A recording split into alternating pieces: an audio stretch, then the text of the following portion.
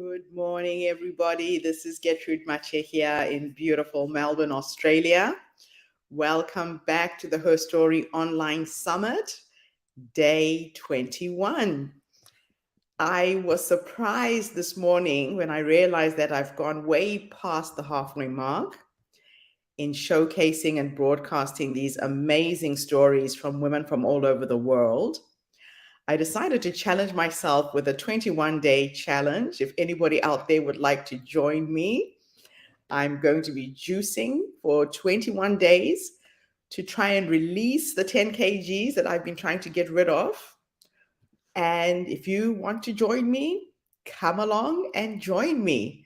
This would be interesting to see how far we get by the end of the month.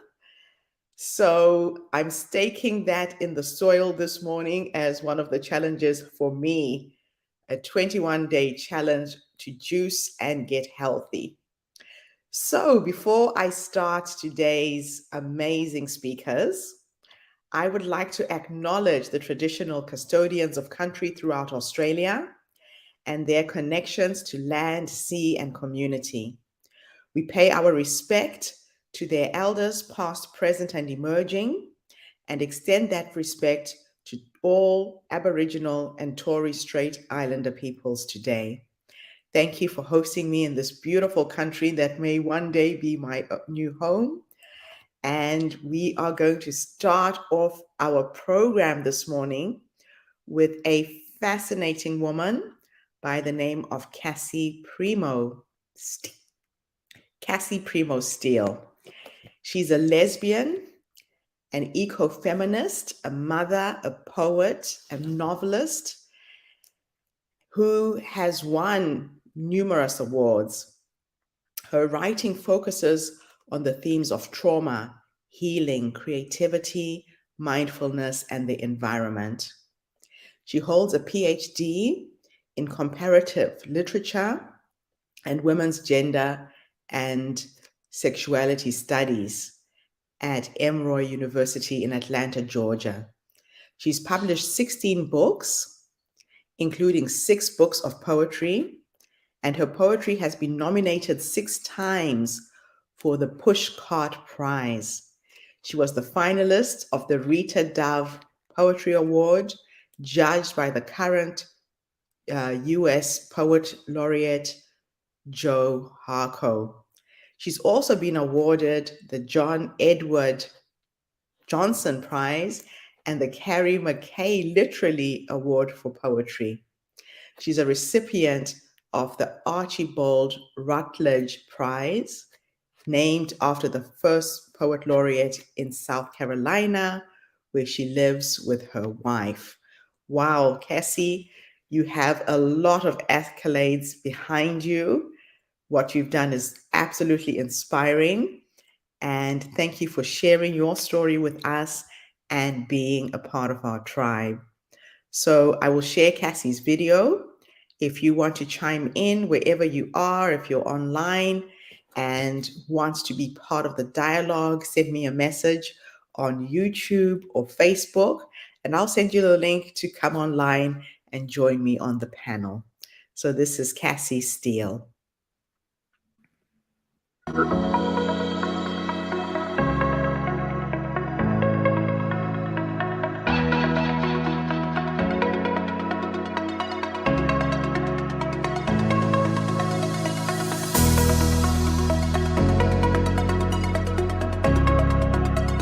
I'm Cassie Primo Steele. I was born in Detroit in 1967, which was a time of much turbulence in the United States and in the city.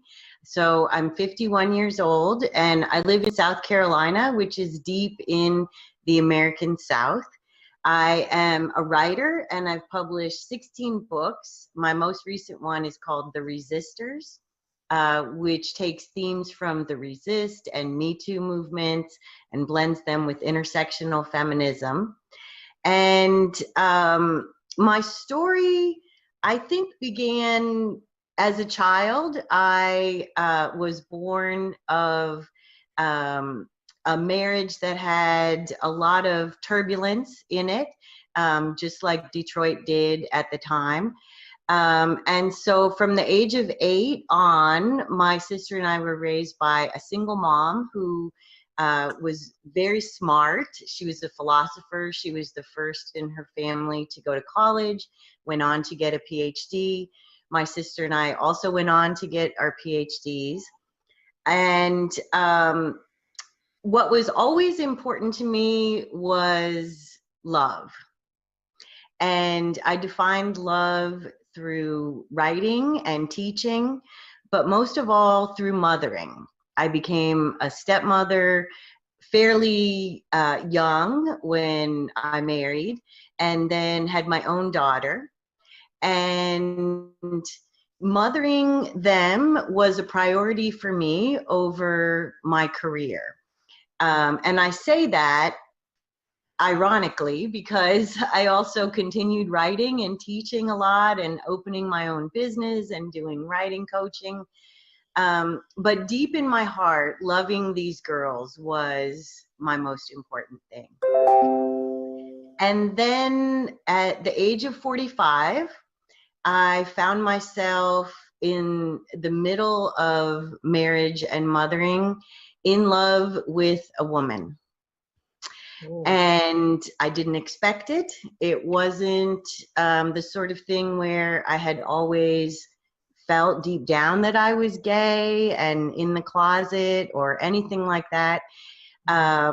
It was that I had changed, and that my changing brought me to a place where I was a different person than I had been when I was younger, when I first started writing, when I first started mothering.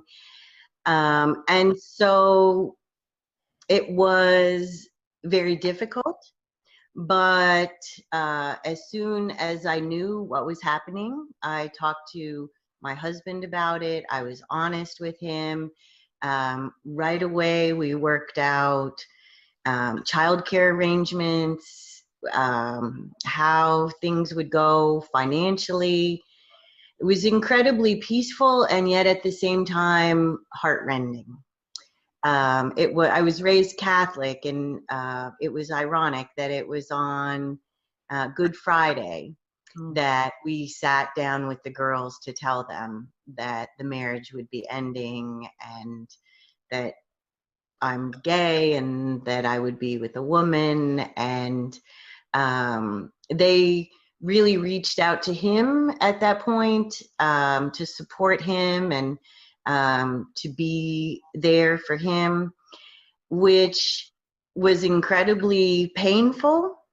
But it also, when I look back on it, it was a sign that as their mother, they could tell when I needed help and when I was strong and happy. And so even on this day of great heartbreak, I feel like I was at my best as a mother then, allowing them to kind of surround him with love and say, we'll help you get through this. How did you navigate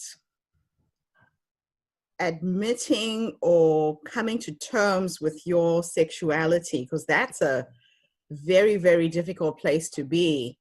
Yes, yes. I guess one thing that helped a lot was that when my mother came, it was near my birthday and also near Easter. And I sat her down, and she had brought me a ring for my birthday that looked like a wedding ring. And it was engraved on the inside with my name and my birth date. And I said to her, I can't believe you've brought me this today. And then I showed her my hand, and the wedding ring wasn't on it anymore. Oh, wow. And I told her what had happened. And she was just so unconditionally loving and supportive, and said, this is going to be hard. Divorces are hard. She had divorced our dad. She shared stories with me about what she went through in that. At the time, because she's very devout Catholic, she thought of the woman that would become my wife as my friend. And, you know, didn't really want details beyond that. It was nice to have a friend. Okay. That was a blessing. It helped me a lot to have her love and support. The I ring guess, is very symbolic, yeah, in that it kind of represented your self-love, you almost being married to yourself. exactly, You love yourself exactly. enough to be honest Yes, with those yes, around you and those that you cared for, and not live a life in denial. yes. And, you know, I've had women reach out to me since I've written about this, and obviously in the community, people know who I am now.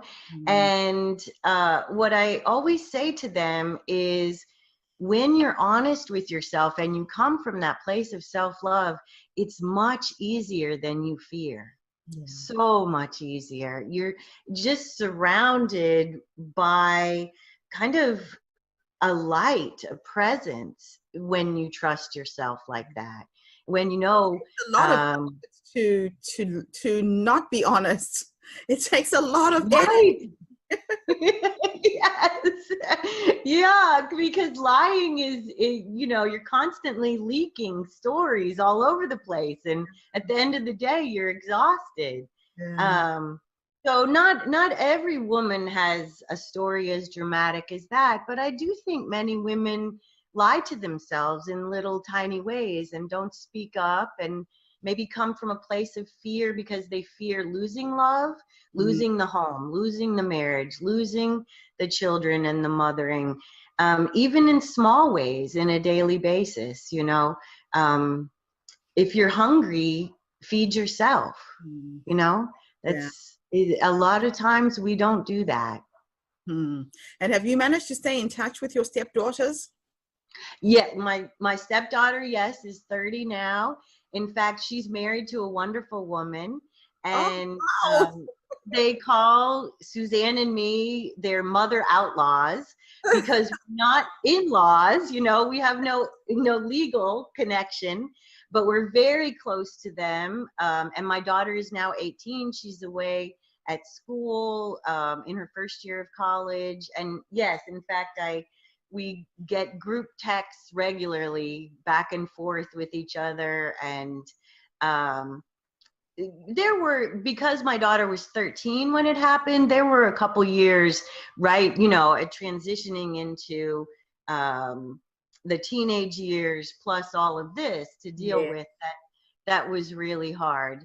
Um, but she had this older sister who also kind of modeled for her what it was like to be a gay woman in the world, what it was like to grow up with divorced parents, because her parents had been divorced before I married her dad. And I think that helped my daughter a lot, to see Mm. that these things could be mediated and you can communicate with love and with honesty. Oh, wow. What Yeah. an incredible story. It is. It's kind of a happy ending that never ends. Exactly. And the fact that you parted with your ex-husband amicably is Yes. incredible. Yes. Mm. Yes. And he lives a mile away. And yeah, I think growing, you know, I always said that my stepdaughter taught me how to be a mother, because when we move into a relationship where the partner already has a child, Mm. there are all kinds of stories about step monsters and fighting back and forth. But what I found was that boundary, I knew she wasn't my blood. So I knew I couldn't pass on whatever ghosts and demons were in my blood history. I couldn't pass on to her because I hadn't made the decision to bring her into this world. So Mm. she taught me to be patient. She taught me to put the work away when I picked her up from school. She was very encouraging early on in my writing career when I would get rejected. She would say Abraham Lincoln lost so many elections before he ever won one. So, yeah, yeah, Delightful. So one yes. of the things I've been trying to do with this podcast series is to tap into the wisdom and the knowledge of all the women that I'm interviewing. If there is someone out there right now who's trying to make such a big decision like you did, Mm-hmm. what 3 nuggets of advice or wisdom would you impart to them this morning? They all have to do with clear communication. Mm-hmm. So first, I would say find a way to be alone and spend time in prayer or meditation or walking outdoors or journaling in your journal. Communicate with yourself clearly first about what's happening. Tell the story and also feel the feelings.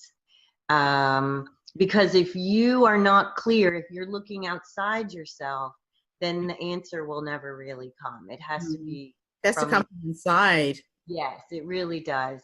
And if you have a belief in God or Buddha or a higher power who cares for you, then that inner communication can be spiritual as well. The second thing is find a good friend to tell the whole story to from beginning to end. Mm-hmm. I had a woman friend, and I remember sitting in my backyard with her, and she just listened to the whole thing. And then she took a deep breath and she said, Cassie, your children shouldn't be your most important partner. Oh, wow. And part of what I had to learn was what it meant to prioritize mothering, but also have a love relationship in your life that is the most important. Wow. That So was that was a nice. lesson. Mm, Yeah. very. And then the third communication is to communicate clearly with the people that you love Mm, and be honest and do whatever you can do to stay calm. If you need to use a mediator, to work out things as you're separating, you can do that. If you and your new partner need individual or couples therapy as you're negotiating things, you can also rely on that. mm-hmm. I went to a therapist who is such a beloved person in my life as I was going through this. And actually, her advice to me was to not tell my husband at the time and to take it slow and to see if this relationship worked out. And she was saying it out of protection for me. I'm Yeah. sure she had seen many women whose husbands responded with anger and vengeance and um, all of that. And I said to her at the time, are you telling me to lie? Mm. And she said, yeah, I think I am. And I said, well, I think I'm not going to do that. Oh, wow. You were very, very clear what you wanted. Yes. Yeah. Yeah. Yeah. That's Yeah. important. That's why you were saying you have to take the time to Right. be with yourself and get clear. Yeah. For Wow. me, that comes from writing, but I think every woman has a practice that does that. It could be yoga, it could be painting, it could be music, something that connects you to your creative spirit. Mm. I think is where you clear. Wow. And you've written a book about this experience? I've written 16 books. Many of the books are poems, yes, about this experience. One of the books of poetry has the name Beautiful Waters, and that's about my honeymoon in Oregon. The most recent novel is fiction, and that's The Resistors. And the main character is a 15-year-old girl who has two moms. So her biological mom and then the other mom. And of course, I was writing it while my own daughter was a teenager and pulling from many of the experiences that we've gone through as a family. But it's a novel because, of course, it has drama and excitement in it that aren't really in everyday life. Oh, how fascinating. And did you paint the picture on the cover? Because I can see it behind you there. Yes, my friend Amy Alley did that. She Okay. is a native artist who also lives in South Carolina, and the main character is a Native American girl. And actually, what starts the story rolling is that her mother has been taken to a detention center because, as part of a new policy, fictional policy, um, that she's not considered a pure citizen because she's a member of the Cherokee Nation. And so the girl goes to her other mom and her mom's friends to find out, how can I help my mom under this president, under this policy, with my mom in detention. She ends up deciding to make a plan to kill the president. So we're living in interesting times. Any right in America right now? Yes, exactly. But there's also, I'll show you, there's also art in the novel that my friend Amy Alley did as well. She's a fabulous artist. And so we co-created this book together. From the very beginning, I said, I am not Native. And so, I don't want, as a white woman, for this to be just my voice. I want to know, for example, she told me that Spearfinger is one of her favorite Cherokee stories. And so I did a lot of research into that. We talked about it, and that's woven all throughout. And the art also has the influences of Spearfinger. And so that's been really wonderful to be able to we've co-created on other things before, but this is kind of our first book together. Fantastic. Well, good luck with the book, and thank you for this morning to do the interview. I'd love to stay in touch with you and hear how things are going. Yes, wonderful. Thank you for this opportunity.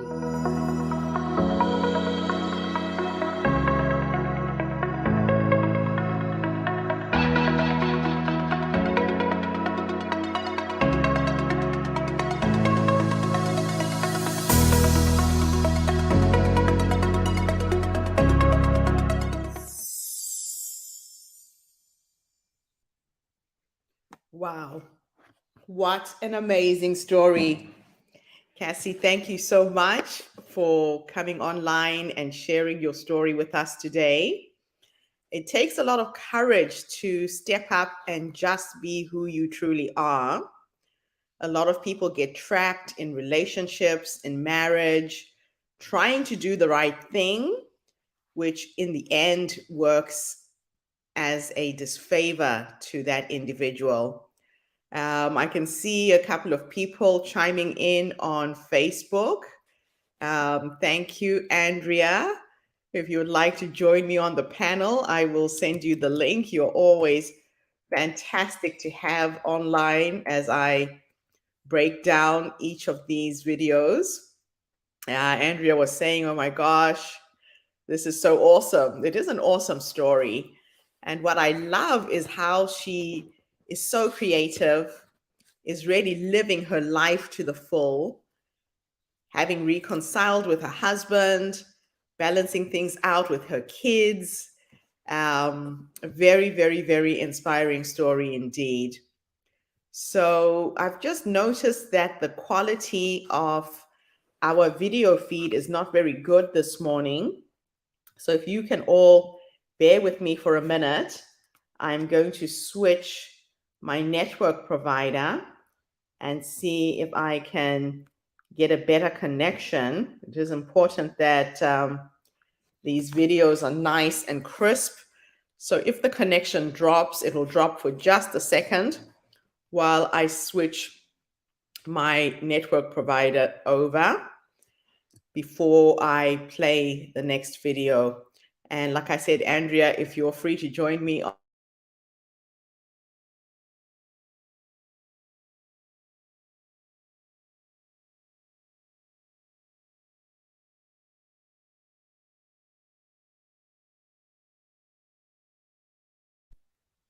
Okay, it looks like I'm back, and hopefully I now have a better connection.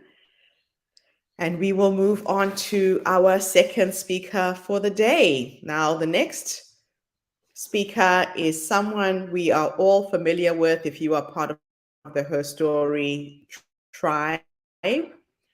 Maria Olson is based in Washington, D.C. She's a TEDx speaker.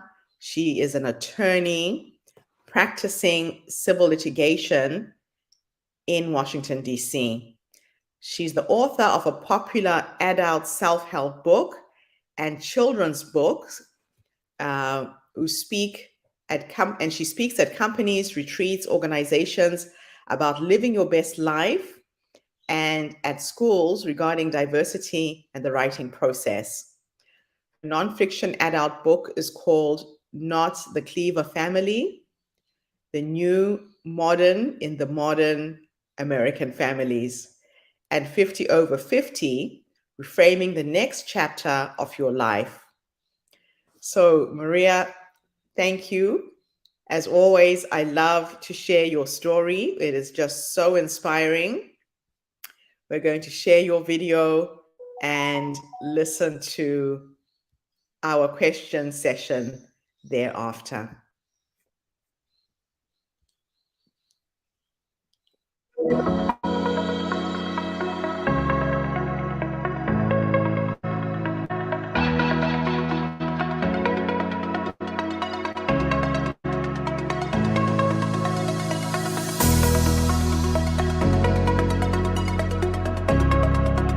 So much, Gertrude. Our paths have crossed several times, and I've been so thrilled to watch your work and how your reach has expanded to so many women that you help with your enthusiasm, which is utterly infectious. So my name is Maria Olson. I am based in Washington, D.C., the United States. I'm 58 years old. I'm an author, lawyer, podcaster, radio show host in Washington, D.C. And I started my life over at age 50. I drank my way out of a 25-year marriage. And at age 50, I got sober, divorced, became an empty nester, and essentially started over. I had not practiced law in 15 years because I was lucky enough to be an at-home mom when I was married and my children were young. But at age 50, I had to start over. So I decided for my 50th birthday to gift myself a year of trying new things. And in my 50th year, I tried 50 new things to determine how I wanted to live the next chapter of my life. And those things spanned spiritual endeavors, learning and teaching, travel, social activities, lifestyle changes. And each one taught me something about what I either wanted to do or not do in the next chapter of my life. And what it really uncovered for me is an authenticity that was lacking in the first 50 years of my life, where I was a chronic people pleaser, where I was chameleon-like and trying to bend who I was to accommodate other people. At age 50, I shed all that and came to the realization that not everyone is going to like me, and I can't control what other people think, so I can only control what I think. And I learned how to design a life that was in alignment with who I am and my values. And now I have never been happier. I feel like I have reached a centered place in my life. I incorporated meditation into my life, my own brand of minimalism, having learned maybe the hard way that it is experiences that bring me joy. No physical things bring me lasting joy. So I focus on experiences in this part of my life. And my favorite thing to do is to travel, to learn about new things and new ideas, and to keep expanding my perceptions of the world. And I have this feeling like I'm on the down slope of the time I have left in this world. So it has infused my days with intentionality and a real passion for discarding the things that don't matter to me and really surrounding myself with people who lift me up and bring out the best in me. And so I feel like I have been in some ways reborn at 50. And I'm just so delighted to share. My book is called 50 After 50, Reframing the Next Chapter of Your Life. It's available everywhere. And my website is marialeonardolson.com if you want to learn about the other things that I do.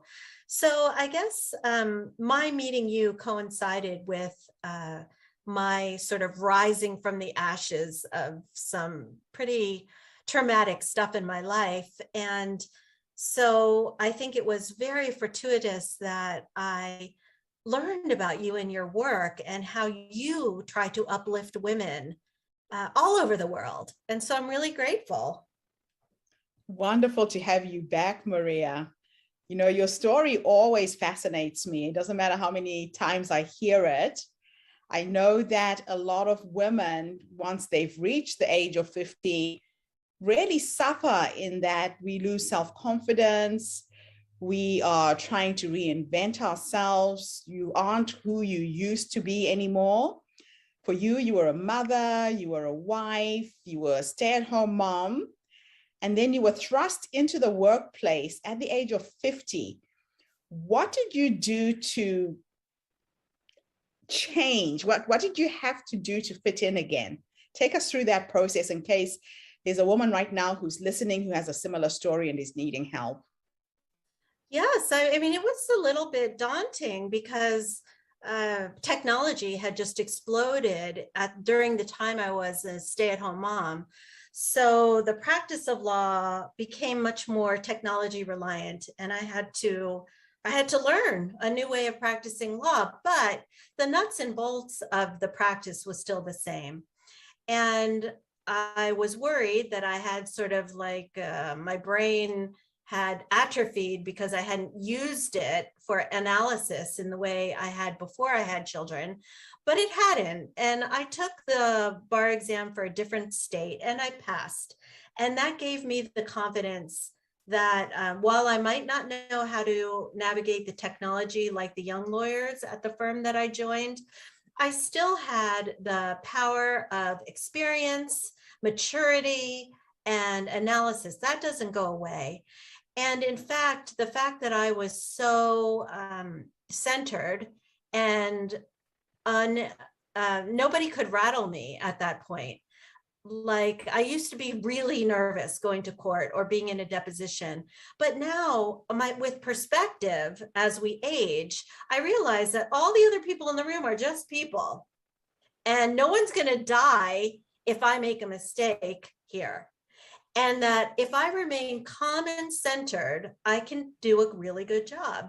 And so sometimes the other lawyers at my firm, especially the young ones, are like, how do you stay so calm? We're on deadline. We're on deadline. But I say to them, you know, take a deep breath. Wear life like a loose garment. You're much more effective if you can stay present in the moment and not let yourself have racing thoughts and keep worrying about what might happen. Just stay present and focused on the task at hand. And I think that because we as women are better multitaskers than most men anyway, that it equips us to take a lot of data in and synthesize it in a way maybe some of, well, I don't know, maybe my male colleagues might hear this, so I'm not going to go down that route. But I'm just going to say that we women are very good at gathering and synthesizing information. And so I would say to your listeners, don't sell yourself short. If you are a woman who has had the experience of decades of lifetime, you are smart, you are enough, you know what to do, and nobody can make you feel inferior without your consent. I love that. It is interesting that, you know, how you said you were worried that you hadn't practiced and that your brain wouldn't be able to remember all of this stuff. And yet that wasn't the case. We are harder on ourselves than we really should be as women. And I'm really glad that you jumped right back in there. And now you're setting an example to younger people in the workplace on how to be, because everybody's nervous. It doesn't matter what environment you're in. Everybody does get nervous when they're put in a certain situation. So let's talk a little bit about your book and what people can expect from this book and why you wrote it. Well, I didn't intend to write a book when I set out on my year of reframing my life. But every time someone asked me, what are you doing for your 50th birthday? And I told them about my experiment of trying 50 new things, people kept asking me for the list. And I thought, wow, well, I guess I have something here that people want to read. So I started keeping notes about my year and turned it into a book, and an agent shopped it around and got a good publisher. So it's also available on Audible as an audiobook. And in the book, I talk about the first third is my journey to self-discovery, about getting sober and overcoming trauma. I am a survivor of sexual assault, and I didn't tell anyone for decades because I thought it was my fault for being drunk at the time. And so I had a lot of unresolved trauma that I had to work through to be able to be fully present and to move forward in my life.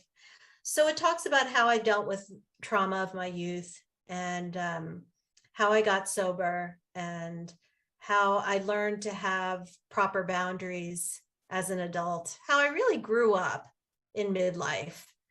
And so the second part of the book is about the 50 new things and what each of those things taught me. And like I said in the intro, some of the things I will never, ever do again, but they taught me something.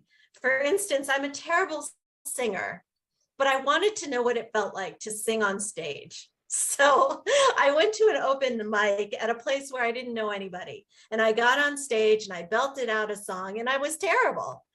But what it taught me was that being scared is not going to kill me, and that I can move through fear and still be okay.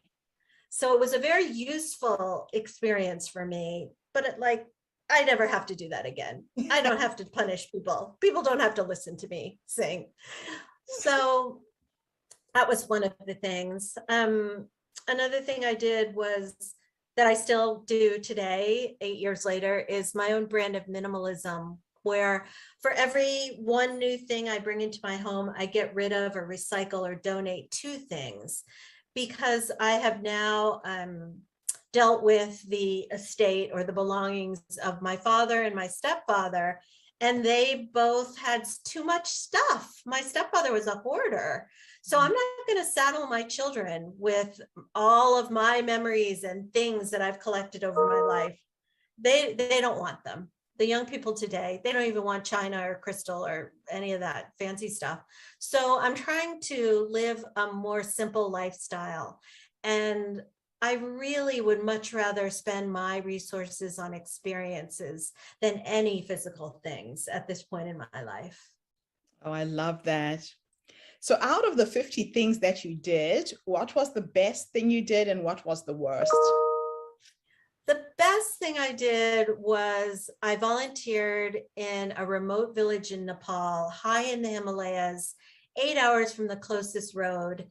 And the people there had so little, no running water, no electricity, yet they were among the happiest people I've ever met. And what that became for me was an exercise in cultivating gratitude and realizing just how many blessings I had and how many blessings these people had, because what was more important, again, were the relationships and the camaraderie and the feeling good about themselves. And I got to spend time in the grandeur of the Himalayas. It was such a physically beautiful place. I got to watch the sunrise from one of the highest points on the globe. It was just such an awe-inspiring experience in the true meaning of the word awe. So that was the best experience of my life. I will never take my blessings for granted ever again after having seen parts of the world where they don't have access to medical care or clean water or the things that we take for granted in developed nations.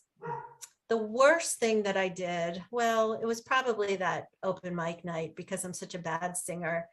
But well, I tried dating online, and that was not a good thing. I called the chapter in my book "Dating for Dowagers," and it was filled with all the things I tried as someone who hadn't dated anyone in 25 years. It's a weird feeling to be back on the dating market.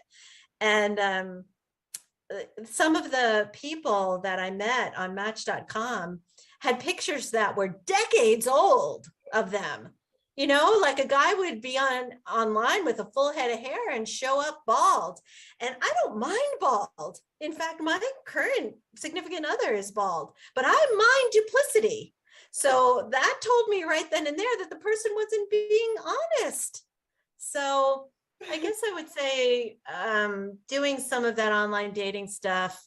No, I find it's better to meet by, I advise my single girlfriends to do things you're interested in. And then you'll meet people who are interested in the same things you're interested in. There's a running group in my neighborhood called the Montgomery County Roadrunners Club. 50 couples have met and married just by doing these weekly runs. So they're fitness-minded people. They go out for dinner after the group run. And so you meet someone who's already interested in fitness. And it's a lovely way to meet someone. Or we are lucky in the nation's capital that we have the Smithsonian Institution, which is museums, and they sponsor classes. So why not take a class in something you're interested in, and then you'll meet someone else who's interested in the same thing. So that's, for me, a better place to meet someone you want to spend time with. That is fantastic and really good advice. I know it's difficult when you are married and you're suddenly finding yourself in this new world of online dating and not meeting people face to face.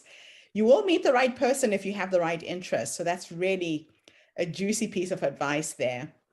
So if I could take you back to the younger you as my last question, to that younger woman who was going through a struggle with her marriage, eventually getting divorced, do you think you should have left earlier? What were the signs? What advice could you give somebody else who's sitting on the fence right now thinking, am I doing the right thing or am I going to make a big mistake? I think my number one piece of advice to myself as a younger woman would have been, you are enough. I was plagued with imposter syndrome and feeling just deficient. And I didn't have to feel that way. I gave away my power. I would say that had I worked on myself and my own happiness, because I firmly believe that no one is responsible for anyone else's happiness. We're each responsible for our own happiness. But had I done the work in resolving my childhood traumas, discovering the authentic Maria, and being comfortable with who I am, then perhaps I wouldn't have ever gotten divorced, because I was so damaged and I had so much work to do on myself. And I think that within a relationship, if one of the people is not happy with themselves, the relationship is likely to fail. Yeah.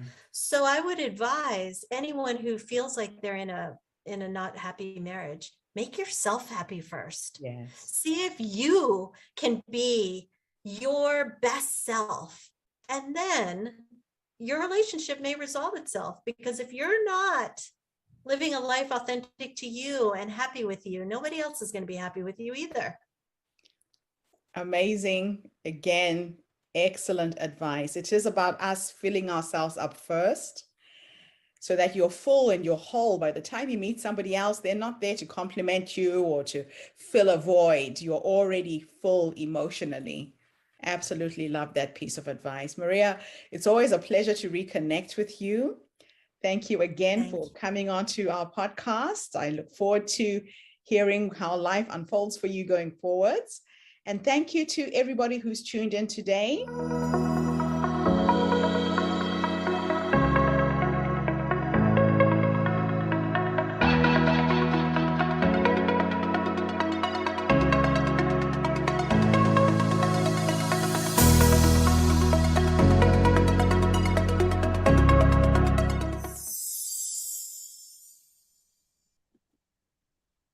Welcome back, everybody. I have the beautiful Andrea joining us. Andrea, if you're there, switch on your video. I can see you in the background. Let's catch up and have a little Q&A session on the last two speakers. Well, this last speaker was fascinating. She touched on so many things. I do love Maria because she's so realistic in sharing the things she's going through, her ideas, and there were so many nuggets of wisdom that she shared during this interview. It just absolutely blows me away. So my biggest take homes from her, oh, there's the beautiful Andrea. Hey, Andrea, good to see you. Yes, hi. She was amazing. Oh man. So let's go back to the first one, Cassie's story, and then we'll touch on Andrea. What was your take with Kathy's incredible reveal at the age of 50 that she was a lesbian and having to reinvent herself? What was your biggest take home there? Wow. that was really a massive, big one. Yeah. It's well, first of all, I think the credit, the strength and the bravery that it took for her to make the transition, to actually go and make that move, make that shift. I mean, that was just, wow, massive. It is incredible when you hear about these amazing women who have the courage just to be themselves. It's not easy to live a lie most of your life, just, going through the motions, trying to do the right thing, but then finding out in the end that you have wasted a whole lot of time and a whole lot of energy as well while you were doing it. Absolutely. So to be just absolutely amazing. Absolutely amazing. So then we had the beautiful Maria. Maria has graced our stage a couple of times before. And she's incredible. I just love her honesty. Well, I think, you know what, that's really one thing that I've found in the last year or so of working with other women and other people in groups and doing things. And one of the things that they always say to me is the authenticity. That is so important, to be able to be authentic and to be honest with ourselves, and not to be afraid to share, to tell people how we really feel and what we're going through, and to get sober at 50 and to get that for me is 1000% the best thing. Yeah. And to be actively doing something about it, and working in the community and going and doing that, going and volunteering. I mean, how amazing is that? We all think about it, but we don't do it. And the one thing that I really took home from her was the whole this minimalistic lifestyle that she's living.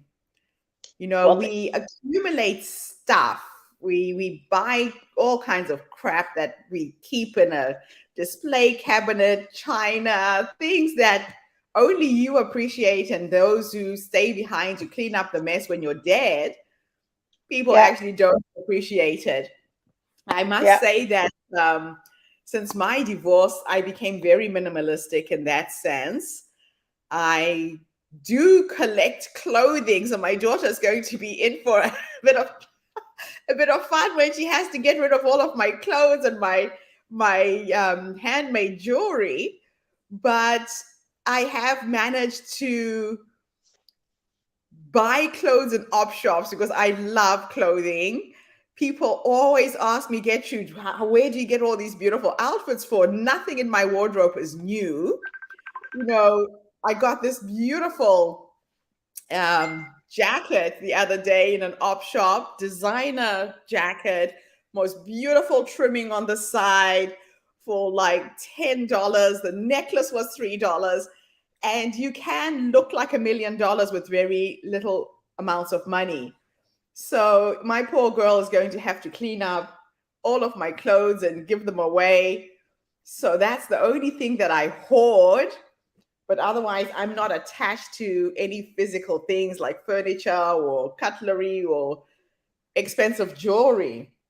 The other thing that made me laugh, Andrea, and you'll relate to this, was when she was sharing about going on dating websites and Oh, how please.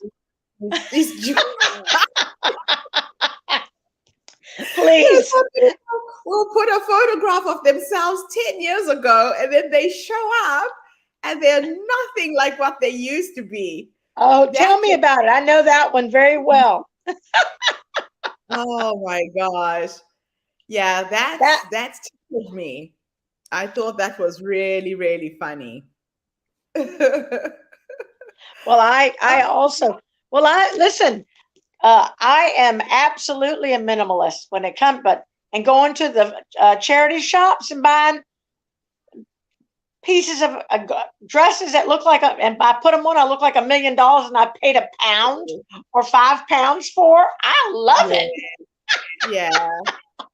And you can have a lavish lifestyle, recycling Yes.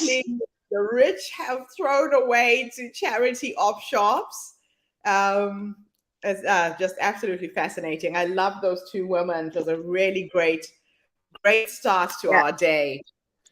All right. Yes, very nice. We're going to share the video of our next speaker. I interviewed this woman when the Herstory movement was just starting. Her name is Linda Murray Ballard. Now, she's based in Chattanooga, Tennessee. You would know how to pronounce this properly. Oh my God. Chattanooga. Honey, she's from Chattanooga, Tennessee. That's where all the Southern girls are. My mama was from Mississippi, right next door. You can see that I'm struggling with the pronunciation. Chattanooga. Yeah, Chattanooga, girl. Just let it sing. Chattanooga. Oh, I love it. I love it. So she calls herself the problem solver, the people developer, and the business builder. She helps struggling business owners to become unstuck. She knows where the grants are.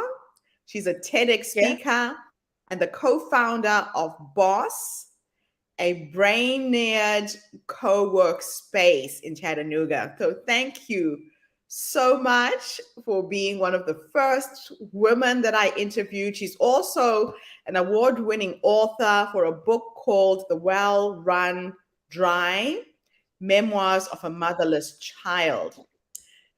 Thank you, Linda. Thank you for being a part of our community. And Andrea, you can sit back, have a cup of coffee, and we'll come back online and talk about No problem. Linda. Thank you. Okay, cool. Awesome.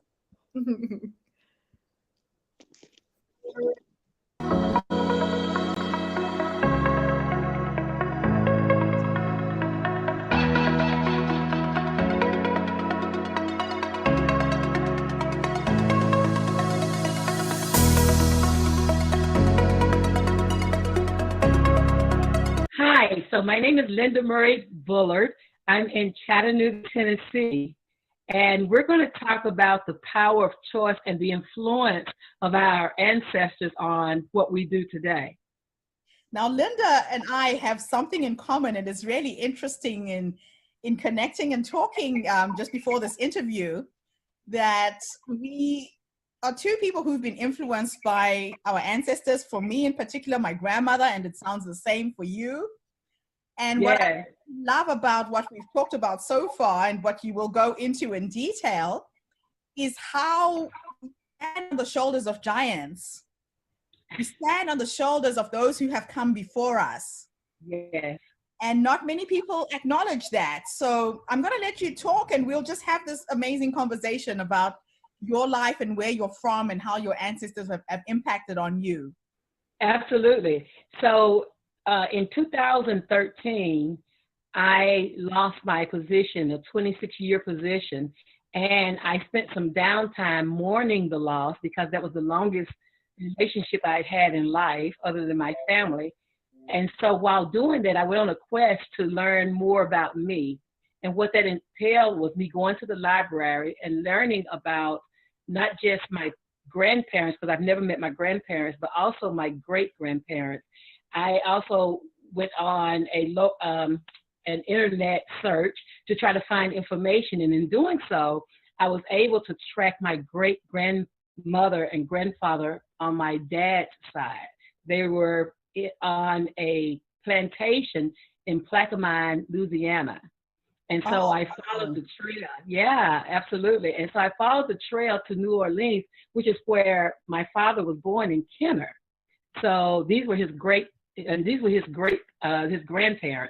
And in doing so, I found that they owned property. They came out of slavery owning property.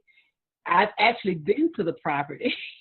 Oh, wow. When my dad lived, he actually took us down and said, my grandmother owned all of this property, but we didn't, at that time, I didn't know how significant that was.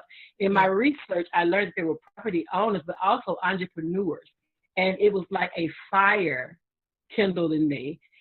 And I became wanting to honor them, my grandfather Sedge and my great-grandmother Lorinda, wanting to honor them by continuing the bloodline of entrepreneurship and of being a property owner. So I own property and I'm an entrepreneur.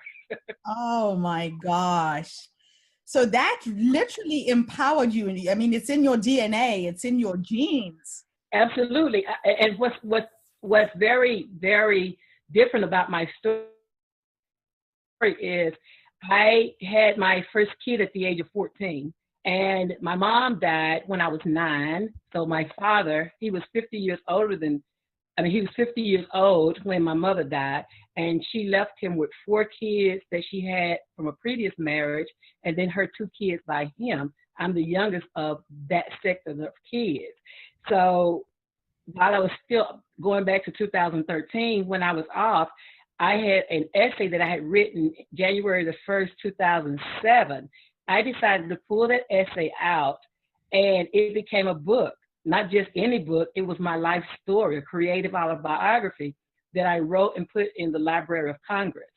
So I teach people about the power of choice, how once you change your mind about what you see in yourself, you not only change your dynamics, but you change the trajectory of your entire family. That son that I had at 14 is now battalion chief in the city's fire department. His daughter, his oldest daughter, graduated from Emory University. So by seeing myself differently, even at an earlier age, before I even learned about my great-grandmother, but seeing myself differently helped me to be who I am today. Incredible. That is just absolutely incredible.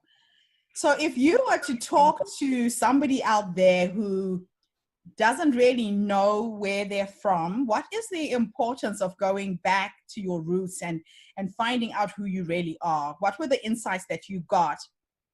Oh, for me, it was explaining, like, for years, I didn't feel like I belonged in Chattanooga. I didn't feel like the people here.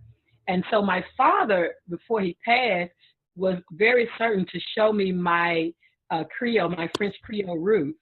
And it explained a lot about the things I like, how I am. And even on my mother's side, going back and learning about her family, I learned where certain illnesses show up in our family now. Both our parents are dead, and so there's no history. So in going back, I learned a lot about my health and my siblings' health, and then how we can do to prevent the next generation from falling into the generational traps that we fell into. Oh, wow.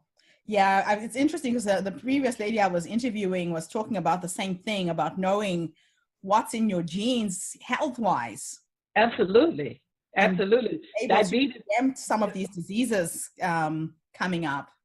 Absolutely. Yeah, diabetes runs in our family on my mother's side. And up until this age, I'm 58 now, I was just diagnosed about 6 months ago with type 2 diabetes.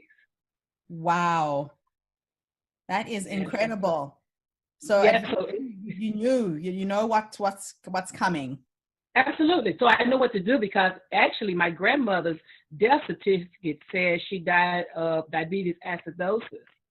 Oh, so, yeah.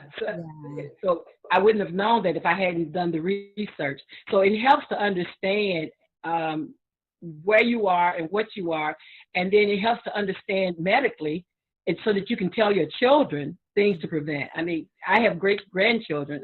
I don't want them to have the things I have. If they can you didn't tell me your age. I think it's important for our viewers to know how old you are and how you've managed to get to where you are. Yes. So I'm 58. I can go for 40, I'm told. But I'm 58. And the son that I have, and I tell them, the son that I have, he's 44 now. So yeah, so we have good genes evidently, because we don't look our age. But how I got here is when I got laid off, I took a month, like I said, to mourn. And then I decided to recreate myself, to reinvent myself once I found out about Lorinda Taylor, my great-grandmother. Yes. After my great-grandfather passed, she held the ram. I mean, she was at the helm doing what she does. And so I come from good stock, and I was determined. So since that time, I've been writing books and helping people start business. I'm known as the business plug. So I help people get their businesses started. And I speak to young girls, and I host events and programs to help people who are underserved. Oh, wow. That is just incredible. So you're actually going back and trying to pull up the next generation. Absolutely. And showing them what's ahead and what's in front of them. Absolutely, because we are, if you make it out, then you know, to whom much is given, much is required. And so that's how I live my life, in always reaching back. You know, they say it's lonely at the top, but it's only lonely if you don't bring people with you. Yeah, that is so true. That is so true. And it's interesting because for me, the work that I do back home in Zimbabwe, despite living here in New Zealand, I kind of feel that I can do so much more being out than in. So like you, I try and pull up as many women as I can and children in exactly the same light. Absolutely. Absolutely. And it's important because that's what we should be about, legacy. Yes. Because outside of what we're doing today, the question I always ask successful women is, what is your legacy? What will people remember about you? Because our legacy is what we owe to the generations behind us. And my great-grandmother's legacy is what I'm living. Oh my gosh. If it wasn't for her, you wouldn't be here doing what you're doing. Absolutely. And it's also about creating a living legacy. You know, a lot of people will create a lot of wealth, and then they'll leave a chunk of change when they're dead to make a difference.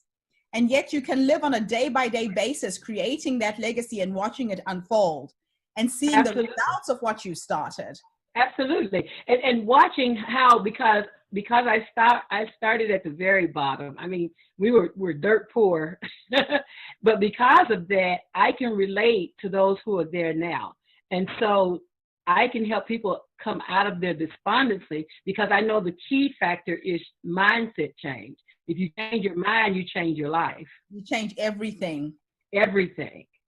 Absolutely. And I think the other thing that you do as well is you're showing up as a role model and as a source of inspiration to say, this is where I'm from, this is what can be done. It's the same with me. I was born in a grass hut on a mat on the floor with no bed, no running water, no electricity. And if I can do it, Absolutely. the person can see themselves through you, correct? Absolutely, because I'm a living example. I go to high schools and teach them how to create vision boards. Why that is important is because most of our high schoolers can't see past age 25. And so I show them how to dream. Because as babies, we dream. As kids, we dream. But when life happens, when there's just poverty all around you, a lot of our kids, one of the young ladies said, I'm so afraid because I have no role models in my family. Nobody's made it out. Oh, wow. And understanding, getting them to understand you could be the catalyst for changing your family just like I am for mine. Yes. Oh, wow. Thank you so much, Linda. It's just been absolutely amazing meeting you, connecting with a fellow entrepreneur and somebody who's out there empowering women, empowering children to absolutely dream themselves out of their current reality. It is a matter of dreaming, because if you can see it up here, you can create anything. Absolutely. And that's it. If you can see it in your mind, you can hold it in your hand. Thank you, Linda. Thank you for this opportunity. I really appreciate it.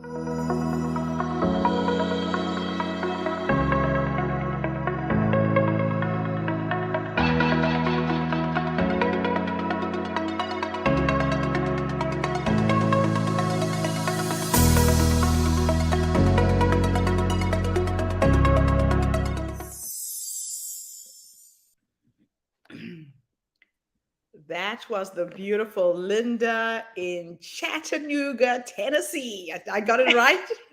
Very good. Chattanooga, Tennessee, baby girl. Oh, wow. Well, she is awesome. Now, listen, before we go, I'm going to send you a message. Don't forget, I need to be in touch with that lady. She's only 2 hours away from Pensacola, where I'm going to be. Okay. Well, you need to give me a list of everybody you want to connect with in the US. And I will do either a Facebook introduction or email. Yeah. And Karen, the other lady that's was like my twin. Yes, your twin sister. All right. Put it on Facebook, because there's so much coming at me at the moment. Okay, no problem. No problem. And whatever, I don't remember the lady's name from last night that was in California. What did she talk about? Oh God. Watch the video again. It's on Facebook. Okay, she was amazing. She was amazing. She really, really was.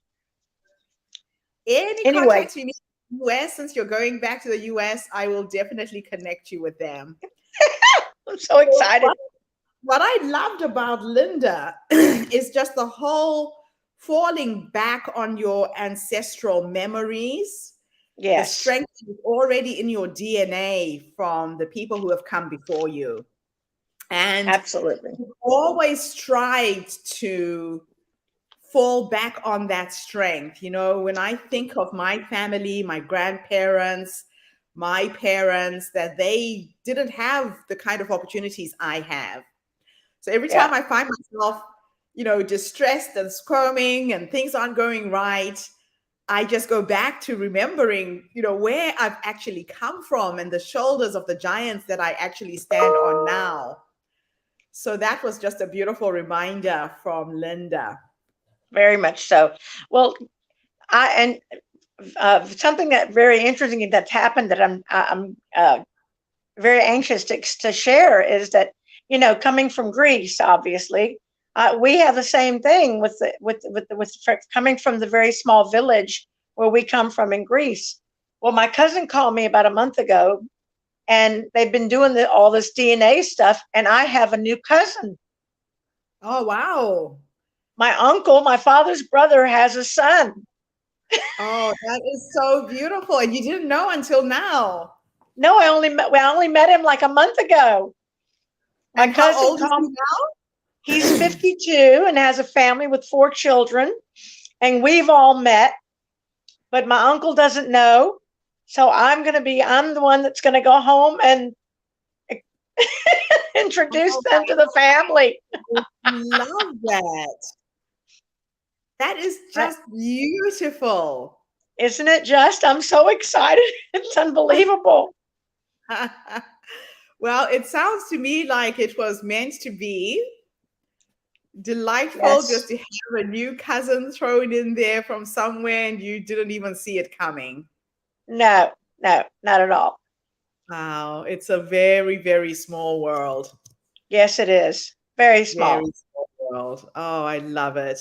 And going back to Linda just a little bit, being raised from in the deep South where I'm from in Pensacola, I think we've talked about this a little bit before, but like I grew up on the other side of segregation, and we were raised by 4 Black nannies, and they were all children of parents who were slaves. Wow. So we've grown up with all these stories. So there's so much to relate to Lindo to, about Yeah. all of that kind of thing. Oh, I love it. Wow. Okay. So without further ado, we're going to move on to our next speaker. Our next speaker is again coming to us from, oh no, actually, she's coming to us from Australia. But the reason why my brain kind of switched is because she's just gone back to the US. And this video was filmed while she was here in Melbourne, Australia. The beautiful Melissa David is coming up next. And I really wanted to share Melissa this morning because this is one young woman who exudes so much energy and enthusiasm and a zest for life. It's infectious. I mean, when you hear her speak, you can't but put a smile on your face. So she is a native of Northern California, and she grew up on the beaches of Santa Cruz and the romantic streets of San Francisco.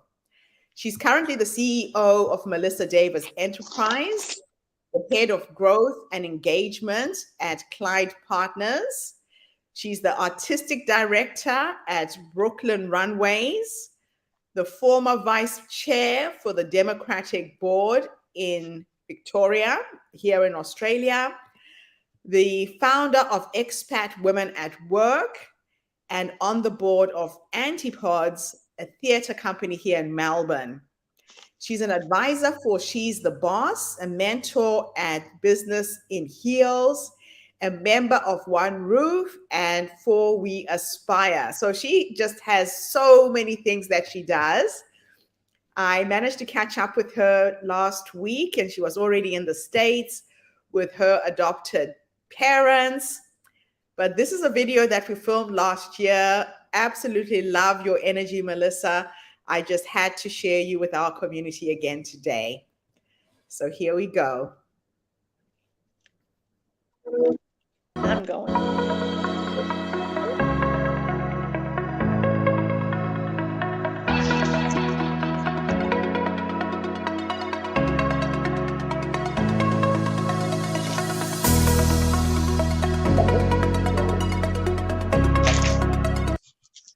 So today I'm going to talk a little bit about where I'm from and what I do now. And then I'll go into the tools and the strategies that I think will be the backbone of the workplace for women in the new world.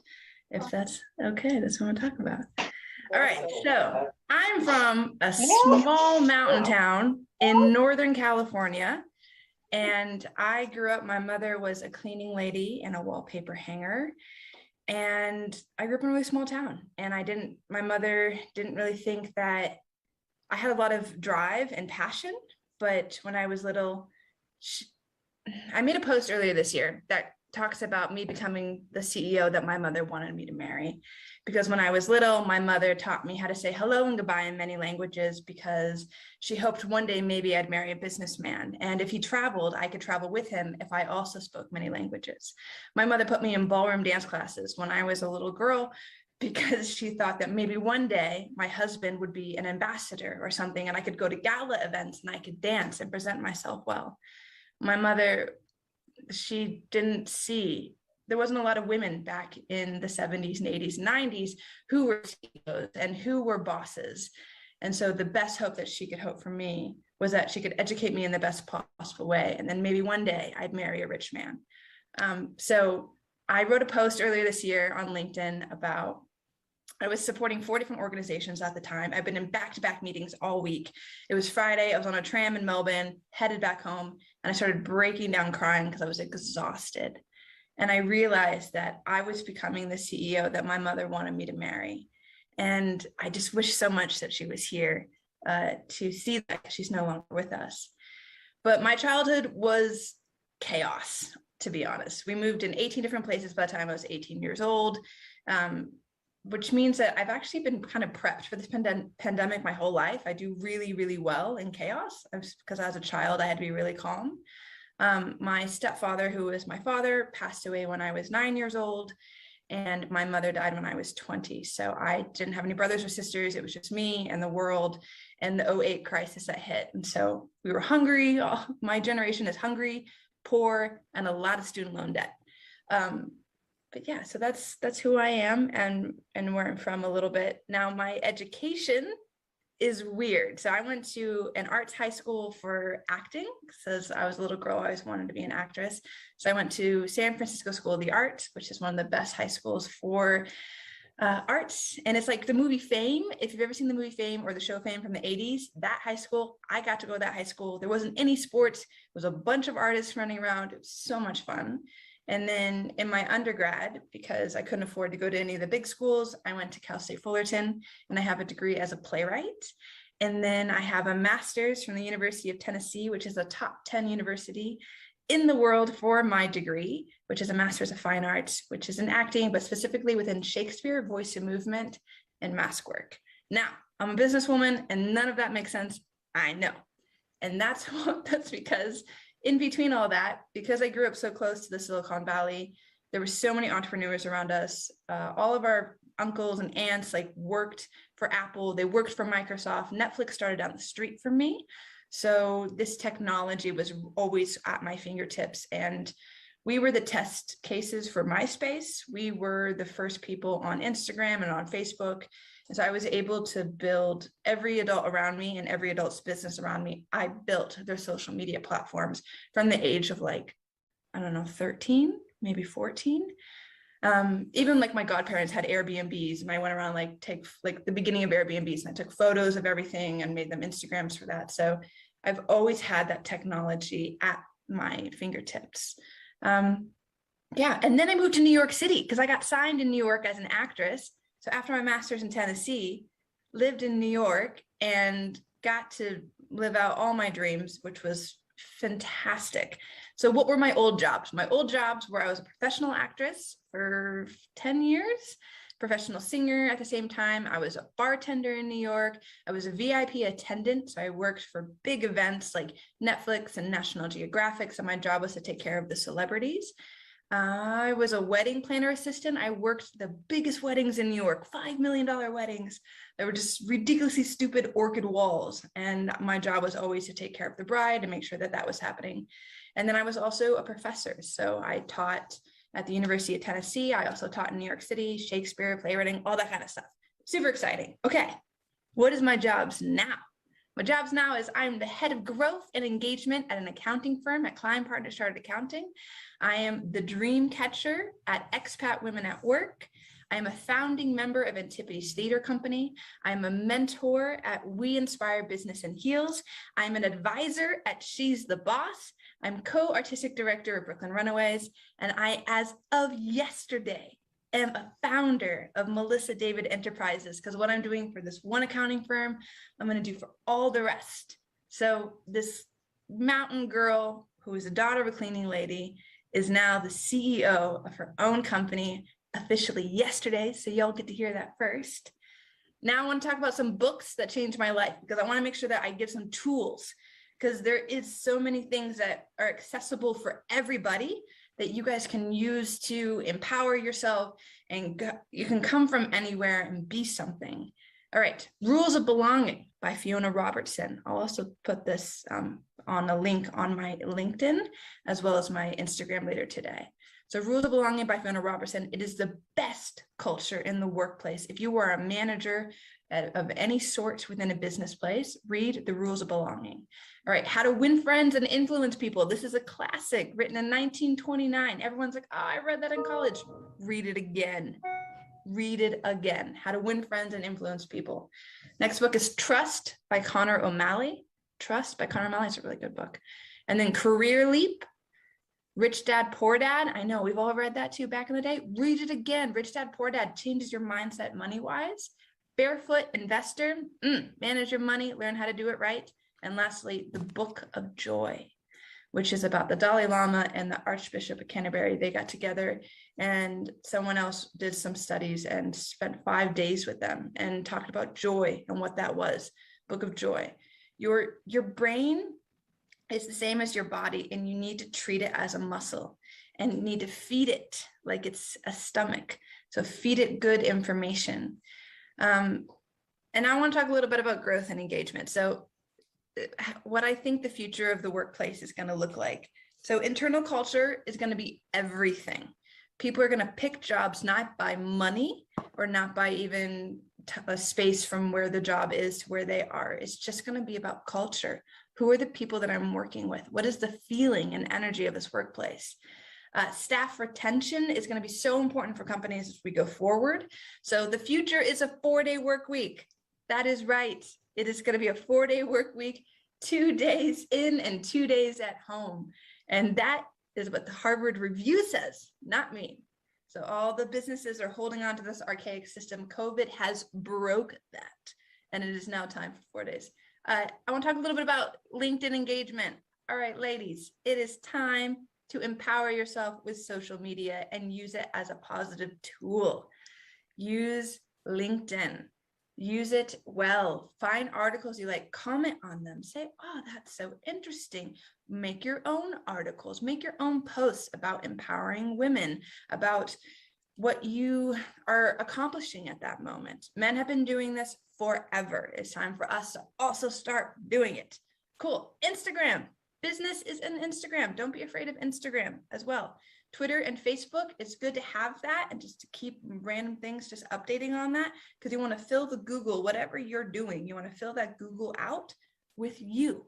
So when they search your name, it's your LinkedIn, it's your professional Instagram, it's your Twitter, it's your Facebook. That's all professional. And so they don't go anywhere else. They just see you. So my main message with that specifically, because this is my job in real life, is don't be afraid of social media. Change your relationship with it. I just said social media and all of you went, I don't know how I feel about that. I don't know. Oh, I hate doing it. Oh, so much time. Set a little calendar invite, turn on some fun music for yourself. And when that calendar invite pops up, you say, okay, it's time to go on LinkedIn. And you take those 15 minutes, the timer goes off, and then you're done. And then remove yourself from it. Because I know a lot of people, the future is shifting that way. And if we don't shift with it, a lot of women are going to be left behind. And I don't want that to happen. All right. People ask me how I navigated in the pandemic. So as I said earlier, a life of trauma has kind of prepared me to stay calm in chaos. Positive mindset is everything. Surrounding myself with good people. Add people who reach the next mountain so you actually can see how they climbed and they can help you get to that next mountain. It's important to continuously grow your world and keep the people like around you that you love, of course, but make sure you also have people in your life that are going to help you get to the next step. Okay.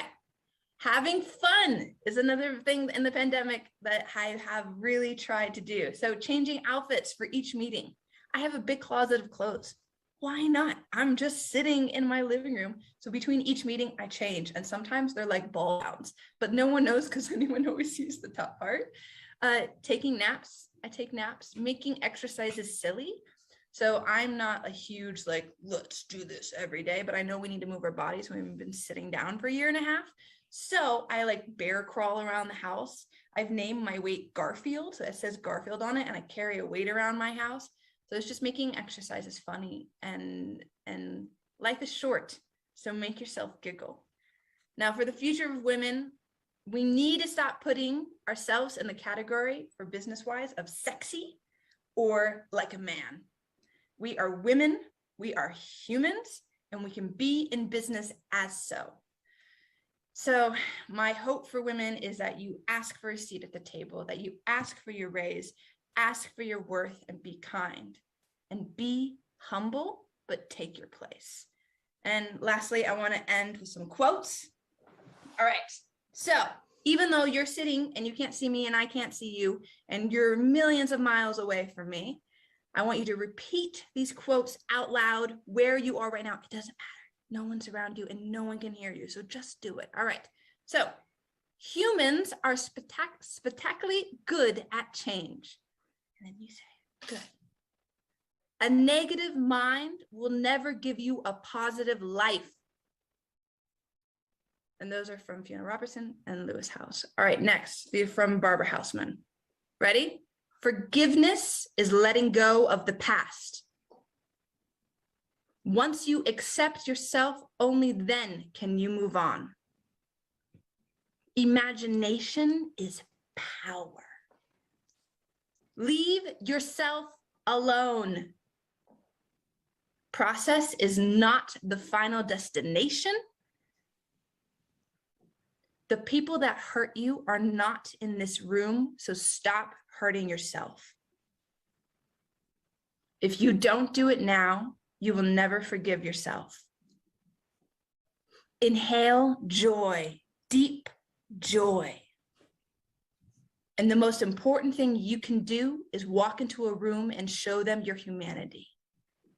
If you want to get in contact with me, you can go, I'll put my Instagram, and my LinkedIn is Melissa David. Gertrude, you are a beautiful, beautiful human being. Thank you for letting me come and speak and do my little professor nerd out thing with my little notes.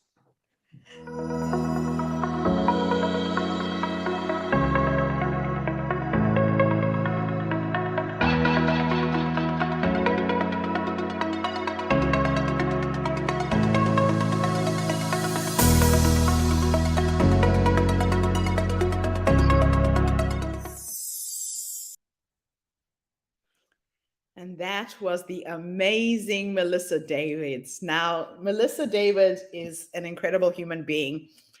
Every time I interact with her, you know how you have somebody who just energizes you just with their presence. She will walk into a room and the energy of the room is lifted immediately. And since I did that interview with her, when I heard her present at our last summit, I went ahead and bought the book Trust by Connor O'Neill. In fact, I'm going to not lie, I got it as an exchange with Connor because I had the pleasure of meeting Connor. He gave me his book and I gave him mine. I also got to read the Book of Joy by the Dalai Lama. So those are the two that I read from the list that she gave us, and just absolutely inspiring books. So must reads if you haven't read them already. One of the things that I really love about Melissa is that she says, add people to your network who have reached the next mountain.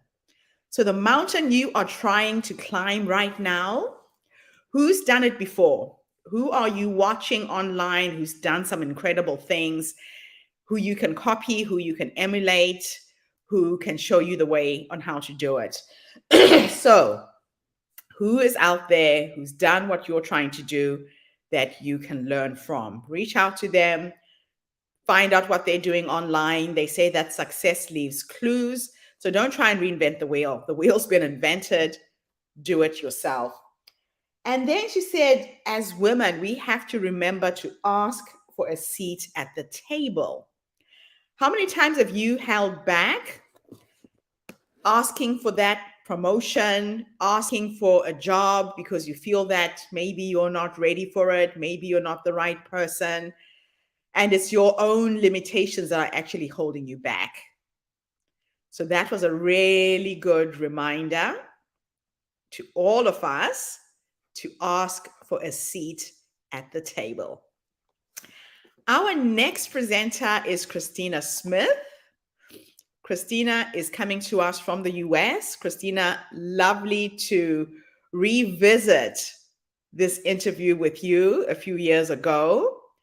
I'm looking forward to sharing you with your community, with our community, and we'll have a Q&A session about you straight after this.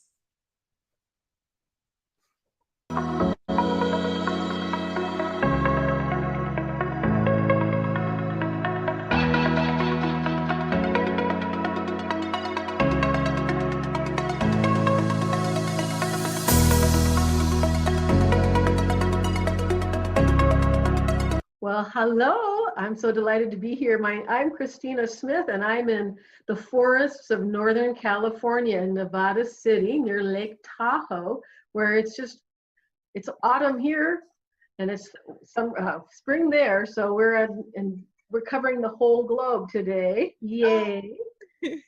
I'm delighted to be here. I am 59, so it's my last year of the 50s. And you know what's really great is my son is about to have a baby in the next month, and he only lives 15 minutes away. Oh, congratulations. And I got to serve and to offer what we do here is called a blessing way. Instead of a baby shower, I mean, we let the people bring gifts, but we do a blessing way with just the women in the community. Okay. To bless the mother and the child, to open the space for the child to come into a safe, healing, loving world. Oh, how beautiful. Yeah, and the women volunteer to bring food for the first week or two of the baby, since the baby is born, so that the mother and father can, or whatever combination of partners, can have the first time together. So they get a lot of support from the community. Yes, this is a very beautiful community here. I love community. That's one of the driving forces of my life. Oh, fantastic. Yes. Tell me a little bit about your personal story and the journey that you've been on. Well, I was kind of an awkward younger child. I didn't ever feel like a kid. And I got really mad when people talked down to me as though I was a child when I was 6 years old. Imagine that. They spoke to me as though I was a child. Because I have always been exceedingly curious and driven to want to know the truth for myself and find out about the important questions to me in life. And even when I was 8 or 9 years old, I was deeply involved in my interest in archaeology and ancient cultures like the Egyptians, the Aztecs, the Maya, the Inca. My parents took us on one vacation when I was a kid, just one, and it was to Mexico City where they met. And part of that trip was going to the pyramids, which, with my deep interest in archaeology, excited me to no end. So we got off the bus at the pyramids, and the strangest thing happened. It was something that haunted me for the rest of my life up until now. A feeling came over me that was like time. I was out of this time. It was like I stepped into a different time portal in a different world. Strangest thing, and I'm 14, so this is really weird. Wow. And I suddenly knew where to go. I had been there before. It was like I was directed to go right up to the pyramids to some place. I had no idea where. I'd never been there before. I'd had dreams about the pyramids, but nothing that prepared me for this feeling. Right. So much to my mother's horror, I just started walking away from the group and walking right up the pyramids as they were just kind of shouting at me that it was almost like they were in really a different world. And I walked up to this place that I knew where it was, but I had no knowing of why or what it meant. And all of a sudden, what people now call downloads, or just kind of like the divine spirit, it felt like entered me. And there was nothing in there's no way I could talk about what it was, because there was just the feeling and the overpowering sense of an epiphany of just beauty and connection. And my life changed after that. I was wanting to decode my experience because I had no way to quantify or qualify it into my 14-year-old life. You couldn't even put it into words. No, but I knew I was totally different since then. Right. And it changed my life. And up until the time for my 50th birthday, I gave myself the gift of going back to that place. Oh, you went back. Yeah, for my 50th birthday, and I went with a group of people who were connected with the Toltec tradition, which Okay. is another of the ancient traditions of Mexico. And I was wondering if I could find the place or get some information or something. And I did actually find the place. I knew where it was. It had been closed off, but I almost like had to close my eyes and feel my way around the spot to know where it was. There was nothing mental about it. It was beyond mental. Strangest thing. How fascinating.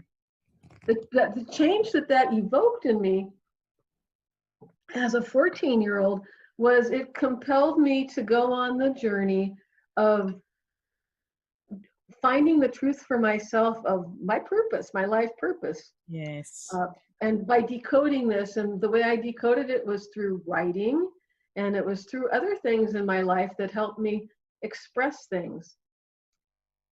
And it led me to the fact that I've been self-employed for most of my adult life. And anyone who knows about self-employed for women of our age, unless you got on a good track on your own entrepreneurial business, you got to be able to do 3 or 4 things to make the ends meet. Because if one thing's not happening, then the other thing will. So I was a freelance writer, an event producer, an executive, a chef, or could work in a restaurant, and I made jewelry. Okay. So between those 4 things, I managed to, oh yeah, the other thing that happened is at the pyramids is that there was energy that came through my hands. My hands all of a sudden got very hot, and I started to have a healing gift. Oh, wow. So and in my early 20s, I began to get training because it was just still happening. So the other thing that I did was energy hands-on healing, what people would call a curandera, not anything codified, way before this was in the 70s. Oh, wow. That goes back. Yeah. Yeah. And so I finally got some training in the, I'm going to think it was in the 80s and 90s. Okay. And then when all I could say about energy healing was it's weird, but it works. That's how we used to describe it before it got to be popular and Yes. society's caught up with us. But that led me to found the Subtle Energy Center. And my quest for knowing the truth with myself is I worked with a spiritual teacher for many, many years. So those 2 things combined, along with my love of writing, brought me to the point in time when I was about 52, when I had spent 5 years helping my parents have great home deaths. Oh, beautiful. And then my brother and I started, there's a whole story here about how my brother and I came to this, but we started working together writing books. Okay. Yeah, so that's another fascinating thing that I've learned about you. Your books are very unusual. Thank you. Yoga for the Brain. Tell me a little bit about that. Well, how Yoga for the Brain came to be and how this all unfolded. Yeah. I think this is a fun story. So I don't know if AARP is everywhere in the world, but in the United States, the moment you turn 50 years old, there's an organization that's huge and wonderful for people 50 plus, called the American AARP, the American Association for Retired People. Okay. And pretty much on your 50th birthday, anybody you get a letter in the mail with an unfamiliar red return address label. So it was my 50th birthday. I got my mail. I saw the letter. I opened it and I'm going, no, this is not me. I'm not old. This ain't happening. This is not happening. But, it brought it to my attention. And a few more letters came and went. And one I just tore up and threw into the recycle. The next one I didn't even open. And then one day, after packing my car with more stuff than I thought possible from a big grocery trip, the day after, I kind of felt a little, not as good. My muscles were sore, and I'm going, you know, maybe there is something to this 50 plus thing. Oh, so you were resisting it. And so the next envelope I actually opened, and I'm going, okay. And I ended up joining the organization because I finally got over my denial of being over 50 and started to embrace it. Right. To embrace all the beauty of being over 50, which is what I love so much about what you're doing. Yes. I feel like we are so much in alignment. We women over 50 have the opportunity to be embracing our own brilliance and supporting each other around the world in so many ways. I'm so delighted about it. It's so true. So I was on my way to visit my brother. He lives in Colorado, so I go every holiday season. And I travel a lot, and I got on the airplane, and I realized I'd read everything on my Kindle. I had read the in-flight magazine twice. I'd done the crossword puzzle. So in true desperation, I tried the Sudoku. Okay. I knew I wasn't going to be good at it, but I did it anyway, and I was right. I was pretty bad at it. Now, my brother, Rick, is a retired technologist, which means that he put together some of the technology that is now every day here. And he makes puzzles, and he's a math kind of guy. So I got off the airplane, and I got in the car to go to his house. I said, I bet you're really good at Sudoku. He says, oh, yeah. And so I got to his house. He printed some puzzles for me that were really easy. And I wasn't any better on the ground than I was in the air. I was really bad at them.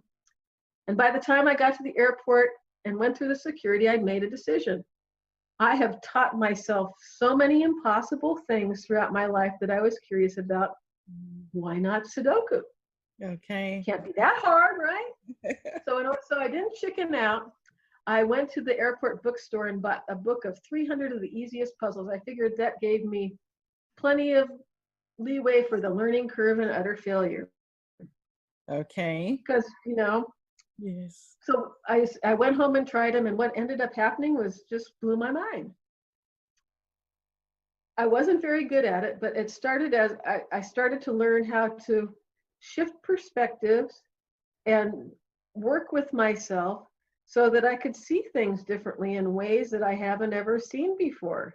And then I remembered that in one of those AARP magazines, they say that doing some puzzles like Sudoku can help keep your mind supple and flexible. Yes. And then what happened is, as I was getting more into it, these sayings would come up as I was doing a puzzle, like a good eraser is essential in life. I mean, it's important for a puzzle, but it's nice to have a good eraser to, make mistakes. It's okay. Yes. So my brother was absolutely shocked. I've started 10 books. I've been a freelance. I have my articles published many places, but I hadn't ever gotten beyond starting books.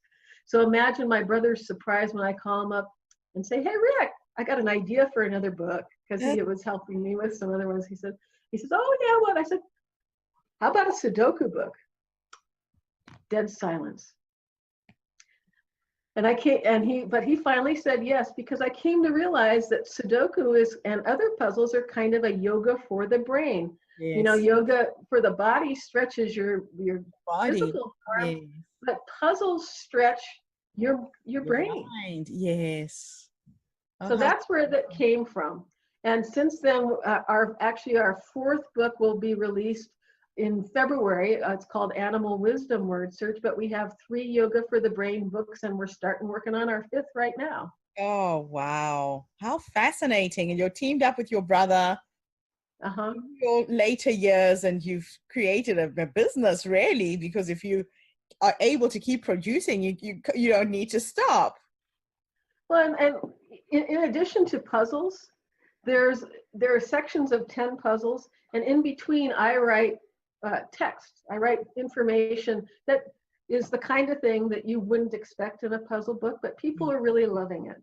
Yes, yes. So it's just wonderful. I mean, I love doing it. And I have to share one other thing. Not only am I working with my brother, my editor is the woman who helped me move out of my parents' house. And so we've been friends for 40 years. Oh, wow. So How it's exquisite. there's so The much right beauty people there. just showed up to make this happen. Yes. I love So it. it's deeply beautiful in the community, on my very personal community, and Yes, it helps a whole other community of people, help beyond. them access their inner brilliance, because basically we tell you, if you don't like numbers, this Sudoku book will help you, because you can get over that, or you'll find a way for your unique brilliance to show, because that's a lot of my message. Love your neighbor as yourself. Let your unique brilliance shine. So those are the messages that we want to bring with Yoga for the Brain. All right. So 3 things I would like you to tell a woman over the age of 50 that they need to be aware of, and the importance of keeping your brain alive. Because a lot of times people say, okay, I'm old, I'm giving up on life. Give us 3 nuggets of wisdom. Stay curious. Nice. Curiosity is what keeps us rolling. That's bottom line. It doesn't matter what it is you want to find out about it. I wanted to learn, my curiosity for this year was learning how to make really good sourdough starter, making sourdough products. Okay. It doesn't matter. It doesn't have to, it only has to excite you. Could be learning about birds. It doesn't matter. Whatever it is, but be curious. What's the second thing? Be kind to yourself. So, get to know yourself so that you can support yourself rather than putting yourself down. And the third? Ditch the words try and should. Oh, get that out of your vocabulary. And what do you replace them with? Well, try implies failure and should implies guilt. If you want to try something, you can experiment with it or check it out. Yes. But if you say you're going to try to do something, that means you're probably not going to, because you're going to fail, right? You're setting yourself up for failure before you even start. And should, you can say, I want to, or I don't want to, or I don't feel, whatever. You can have no wiggle rooms, because if you should, then you're guilty because you it's a should. must. So Yes. Yeah. Wow. Listen, thank you so much for coming online and sharing with me today. I would love to stay connected to you. I'll definitely go online and look up some of your books. Start doing my brain gym. I have a free gift for everybody if they want it. Oh, what is that? 5 easy brain boosting life hacks you can do in less than 5 minutes. And how can you access that? 5 minutes total, not 5 minutes each.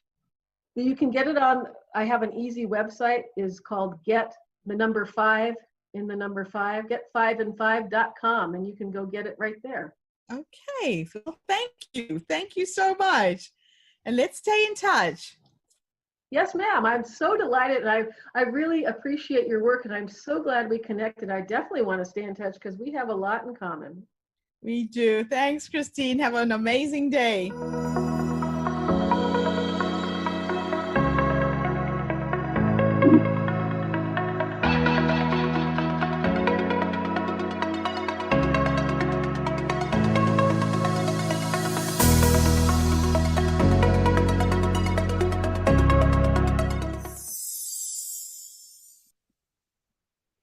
Well, what an inspiring presentation. A good reminder to those of us who are 50 and over. I was just laughing with a friend the other day that I'm turning 55 this year. I feel so old. I'm crossing over to the 60s very soon, but always wanting to keep myself fresh, keep myself informed. So my biggest take home from Christina's presentation was stay curious. So if there is something that intrigues you, something you want to try out, don't be afraid to try. The last thing you want to do is to go to your grave with regrets that you didn't try something out. She also said, be kind to yourself. How many times are we our worst critics? I always have to ask myself, would I say this to a friend? So, you know, that little voice that runs in our heads that dominates our thoughts most of the time. If that little voice pops up and it's being very, very critical of you or who you are, ask yourself, would I say this to a friend? That will stop you in your tracks. Then the other thing she said is ditch the words try and should. Try implies failure and should implies guilt. Some really amazing nuggets there. Thank you so much, Christina. Wonderful to have you in our community. Thank you for sharing your nuggets of wisdom with us today. So we move on to our next presenter, and she's coming to us from Tampa, Florida, USA. Patty Soltis is her name. And I'll just read out a bit about what Patty does. She is a dynamic and enthusiastic customer experience strategist. She says she gets excited about her CX process. She says, my inner nerd loves to analyze data, create strategies, and set metrics that work to amplify brands and thrive in competitive markets, and with excellent financial results. She says, change management and continuous improvement is part of my DNA. This includes strategic measures to propel financial results, create dynamic cultures, and ensure growth through the customer experience. So Patty, thank you so much for being a part of our tribe. Thank you for this interview. We look forward to hearing what nuggets of wisdom you can share with our community today.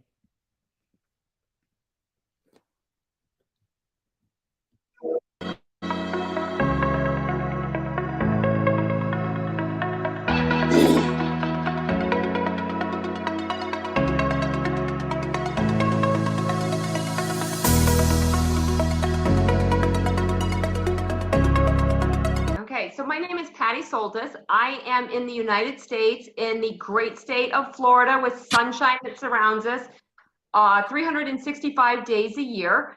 I am about to celebrate my 53rd birthday on Sunday, so I'm very excited about that and just thrilled to be sharing my story with you. Fantastic. So where are we going to start?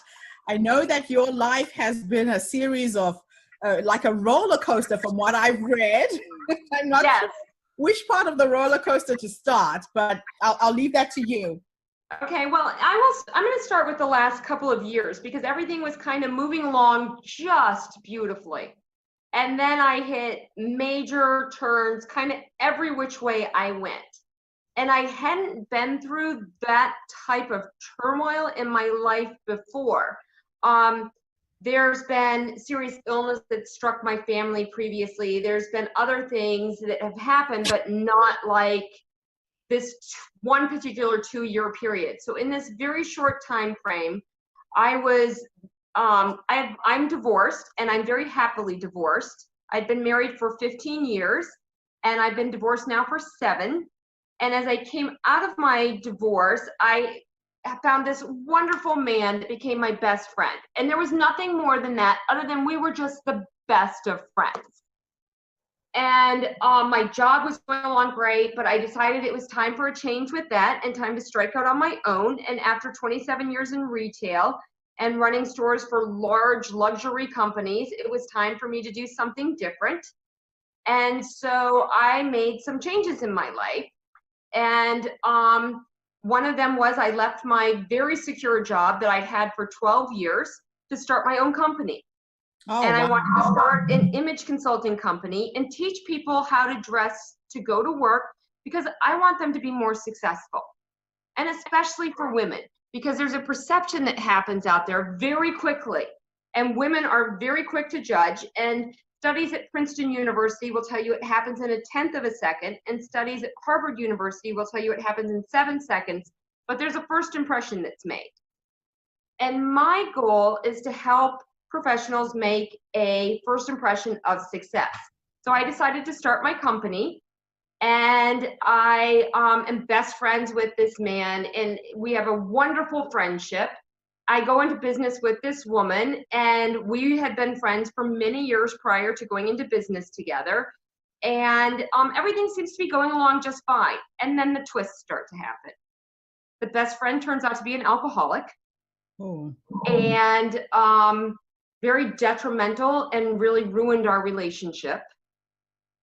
The business partner turned out to be exceptionally narcissistic in how she approached everything. Mm. And that brought an end to that relationship. And in the interim, my father, with whom I had been very close to for years, I mean, like always. I have 2 sisters and myself and my immediate family. And I was my father's daughter. I look like him. I act like him. I am the female version of my father. And he became ill with cancer on November 1st, 2016, and passed away November 8th, 2016. Oh. So in 7 days, he died, and left my mother and my sisters and myself just reeling. And so we are trying to pick ourselves up and put our lives back together. In the meantime, the best friend is gone, the business partner is gone, and my father has passed away. And in May of 2017, I started down a path of the unknown. I went and had my first mammogram that I'd had in 4 years, and got sent back for a second one. Went back in July, got sent back for a third mammogram and a biopsy. And the third mammogram and biopsy happened August 8th, 2017, and I was diagnosed with cancer on August 17th, 2017.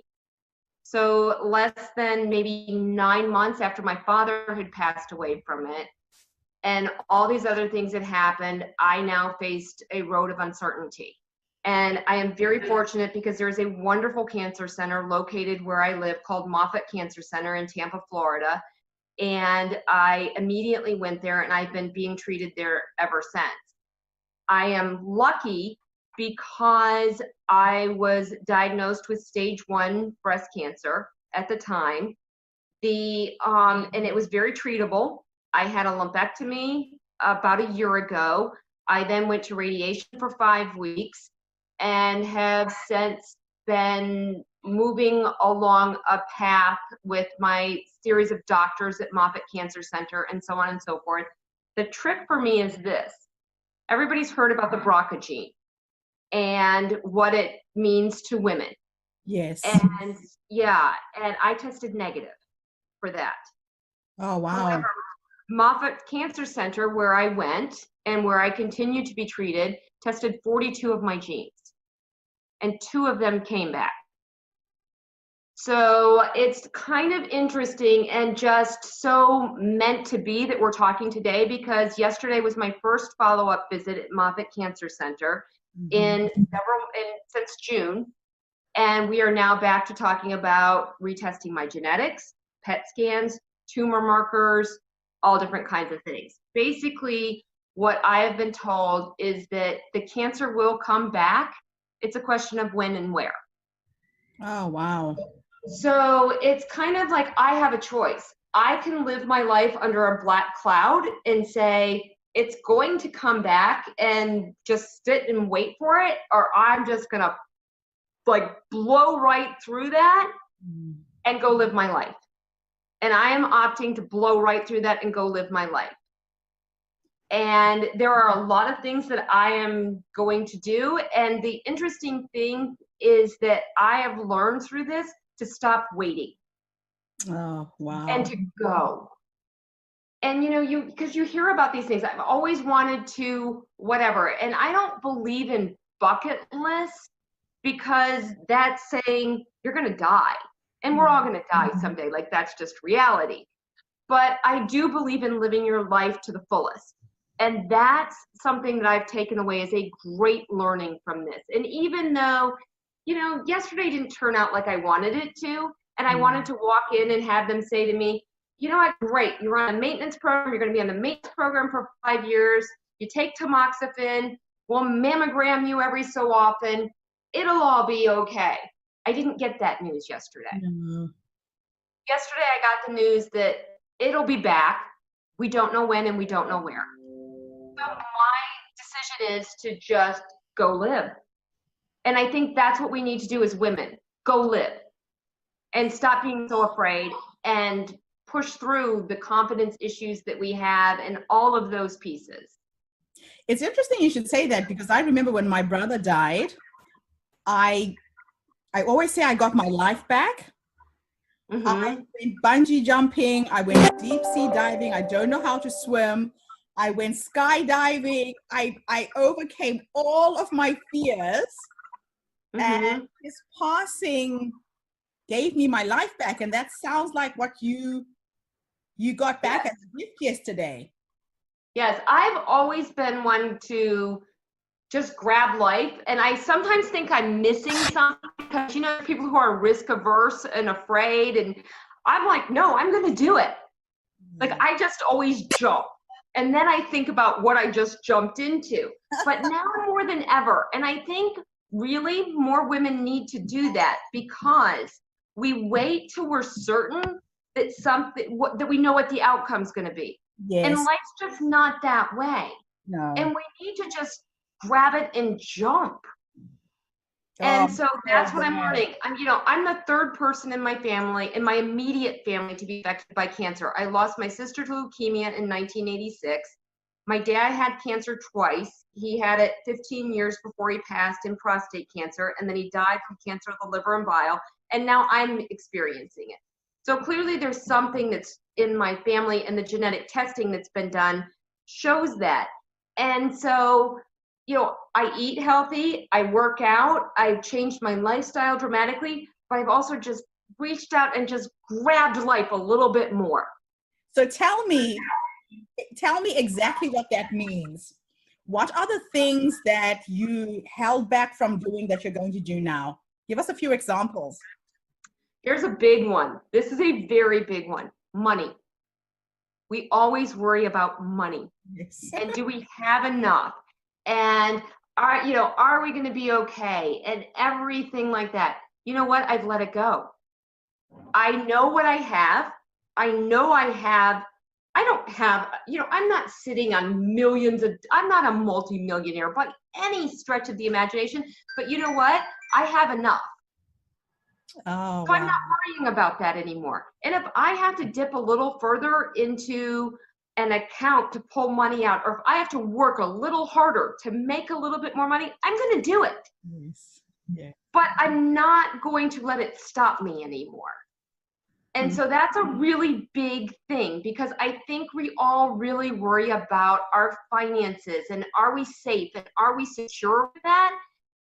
And it's a beauty. One thing I love that you're doing is you're talking to women that are 50 and older. And when you reach that point, you start to have that confidence that you're going to be okay. And I have that confidence that financially, I'm going to be okay. And I'm very blessed because I have a wonderful family. I have an amazing circle of friends that love and support me. And so I'm like, my basic needs are all good. Yes. So when I look at it this way now, it's how do I expand beyond that? I'm going on a trip to Chile and Argentina in February. I don't know how I'm going to pay for it, but I know I'll figure it out. Yes. And that's what happens, though. The minute you decide, you figure it out. But a lot of people think the money should show up first. Yeah, I know I will figure it out. If I have to drive Uber or Lyft, I will do that. But I will figure it out. I don't think I will. But if I had to, I would. If I had to bag groceries for a few months, I would do it.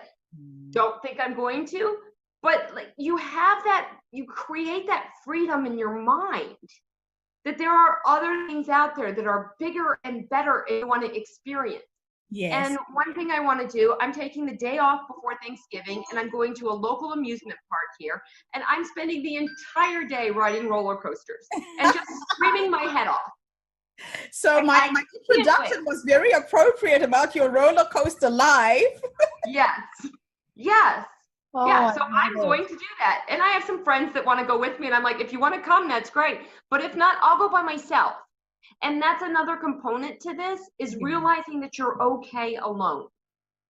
And there are some things that are just bigger and more powerful out there, and it's okay to do some of these things alone. Once again, I'm very fortunate. I have an amazing circle of family, friends. I have a man that cares deeply about me. Like, I am very blessed, and I know that.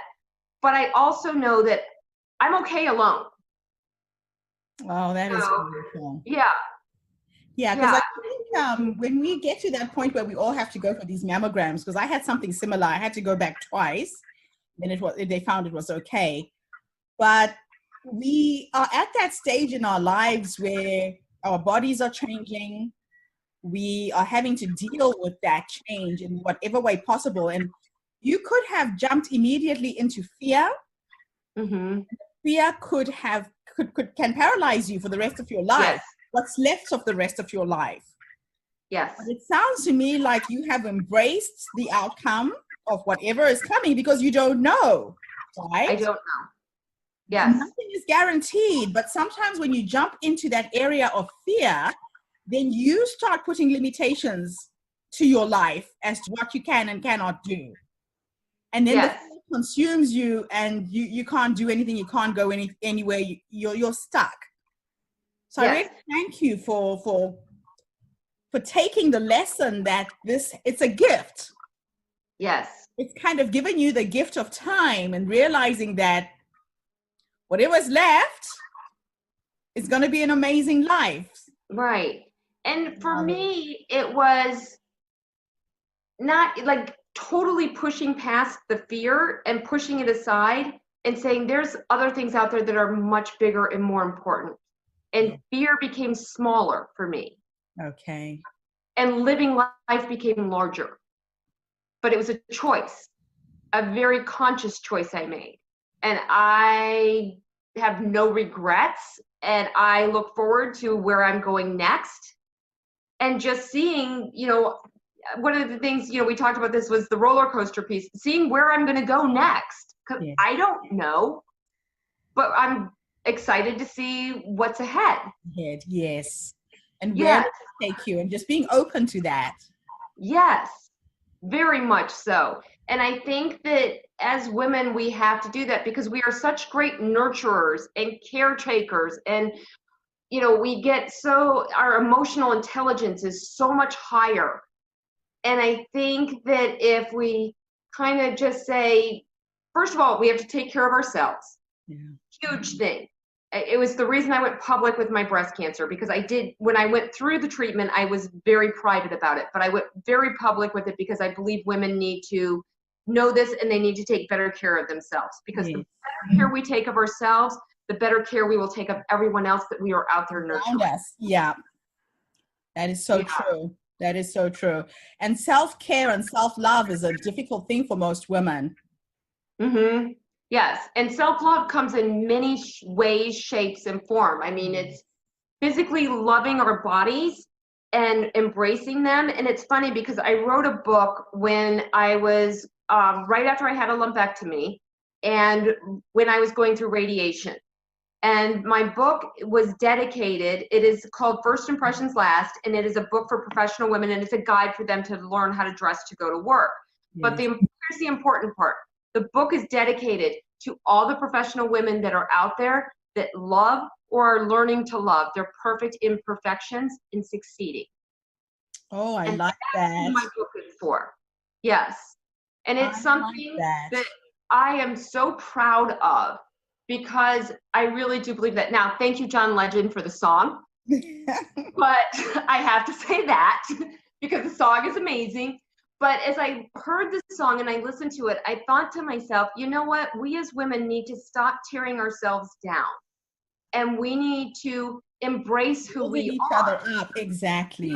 Yes. But even internally, when I speak to an audience, and I speak to specifically an audience of women, I say to them, I want you to close your eyes and I want you to think of 3 things you like about your body. And you cannot open your eyes again until you've come up with 3 things you like about your body.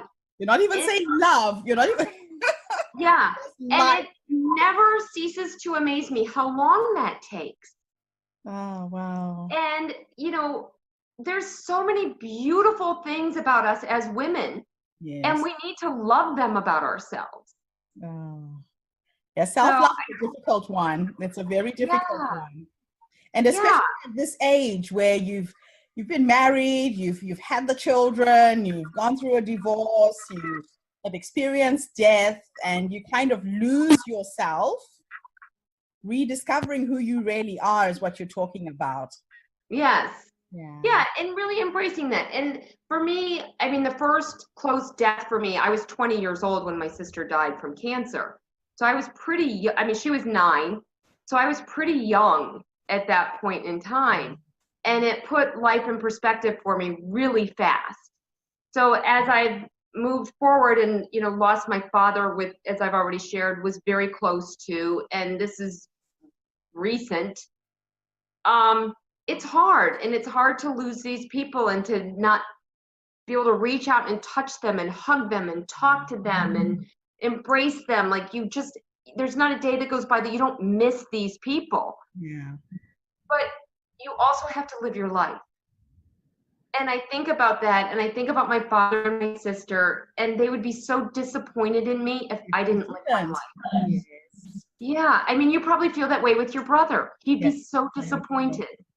He would. And I've recently lost my dad as well in June. Oh. So I can so feel where you are. Yeah.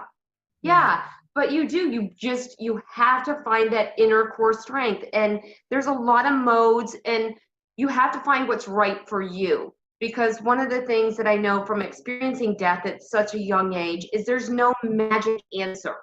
There's nobody out there that can tell you this is how you're going to grieve.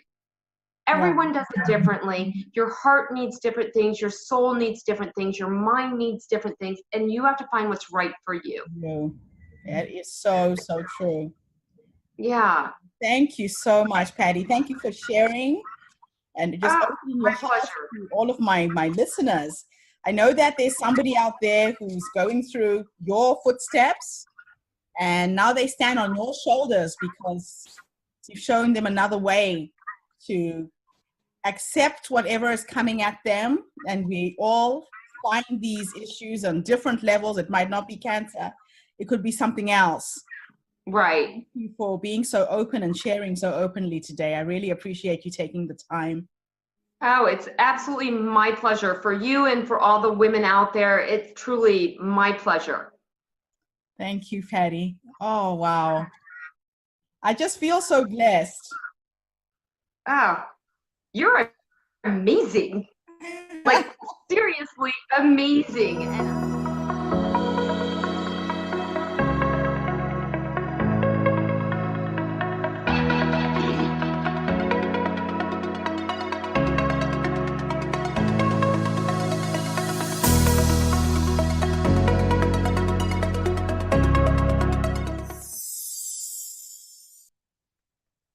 Wow. The amazing Patty, all the way in the US.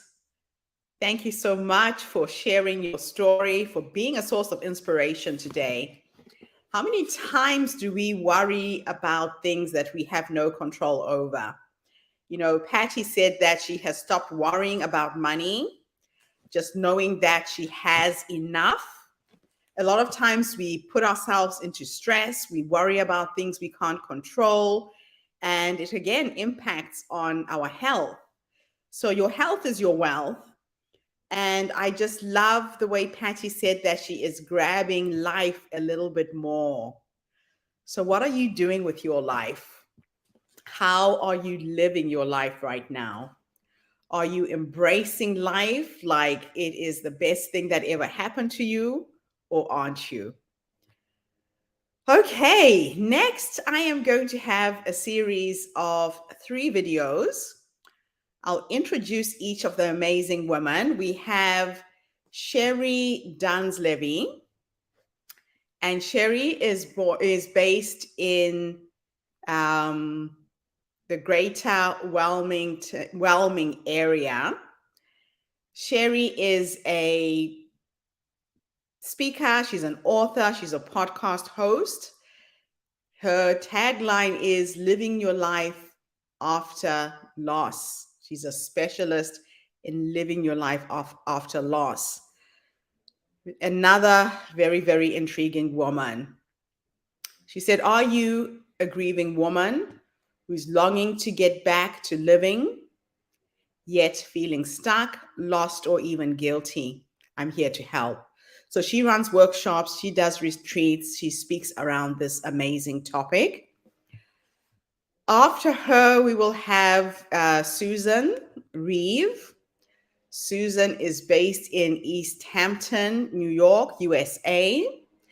And for 40 years, she's been an organization development consultant with major medical centers throughout the US and Fortune 500 organizations. She's an author, she heart heals, and she believes in the power of forgiveness to heal a broken heart. So that is Susan Reeve. And then we will also hear from another Susan, or rather Susanna. Let me see here. Where is Susanna's bio? And those are the three ladies who will be presenting next.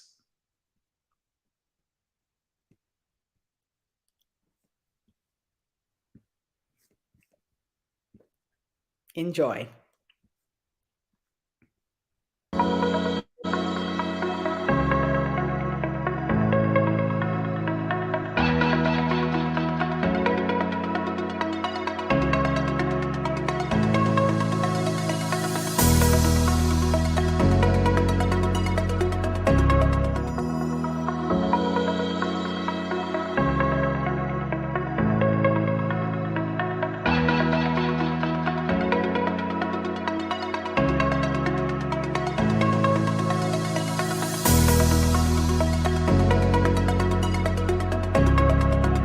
My name is Susan Reeve. I am 69 years old, about 5 months away from being 70.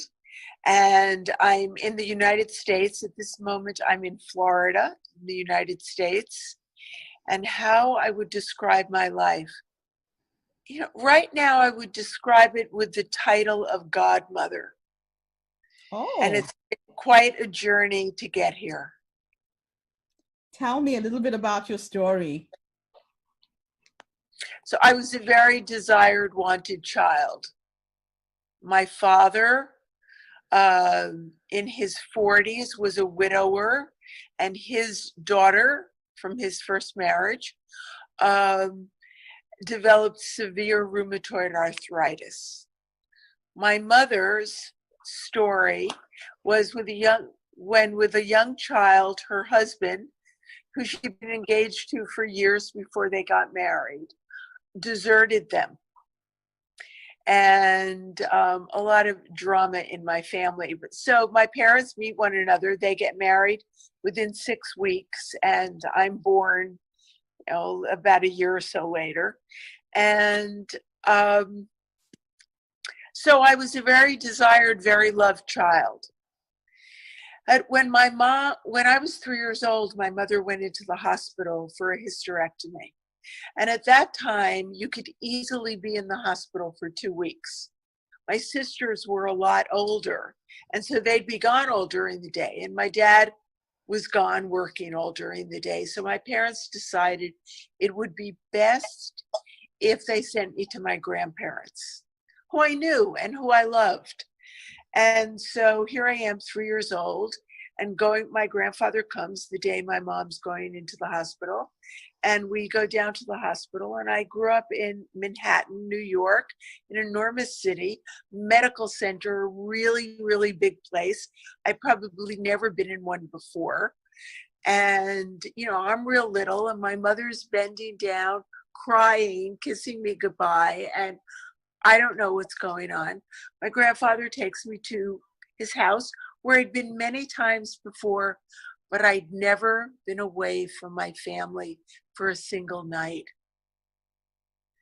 And so it was scary to me. I withdrew.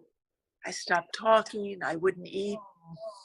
And the first night I was there, it was time to go to bed.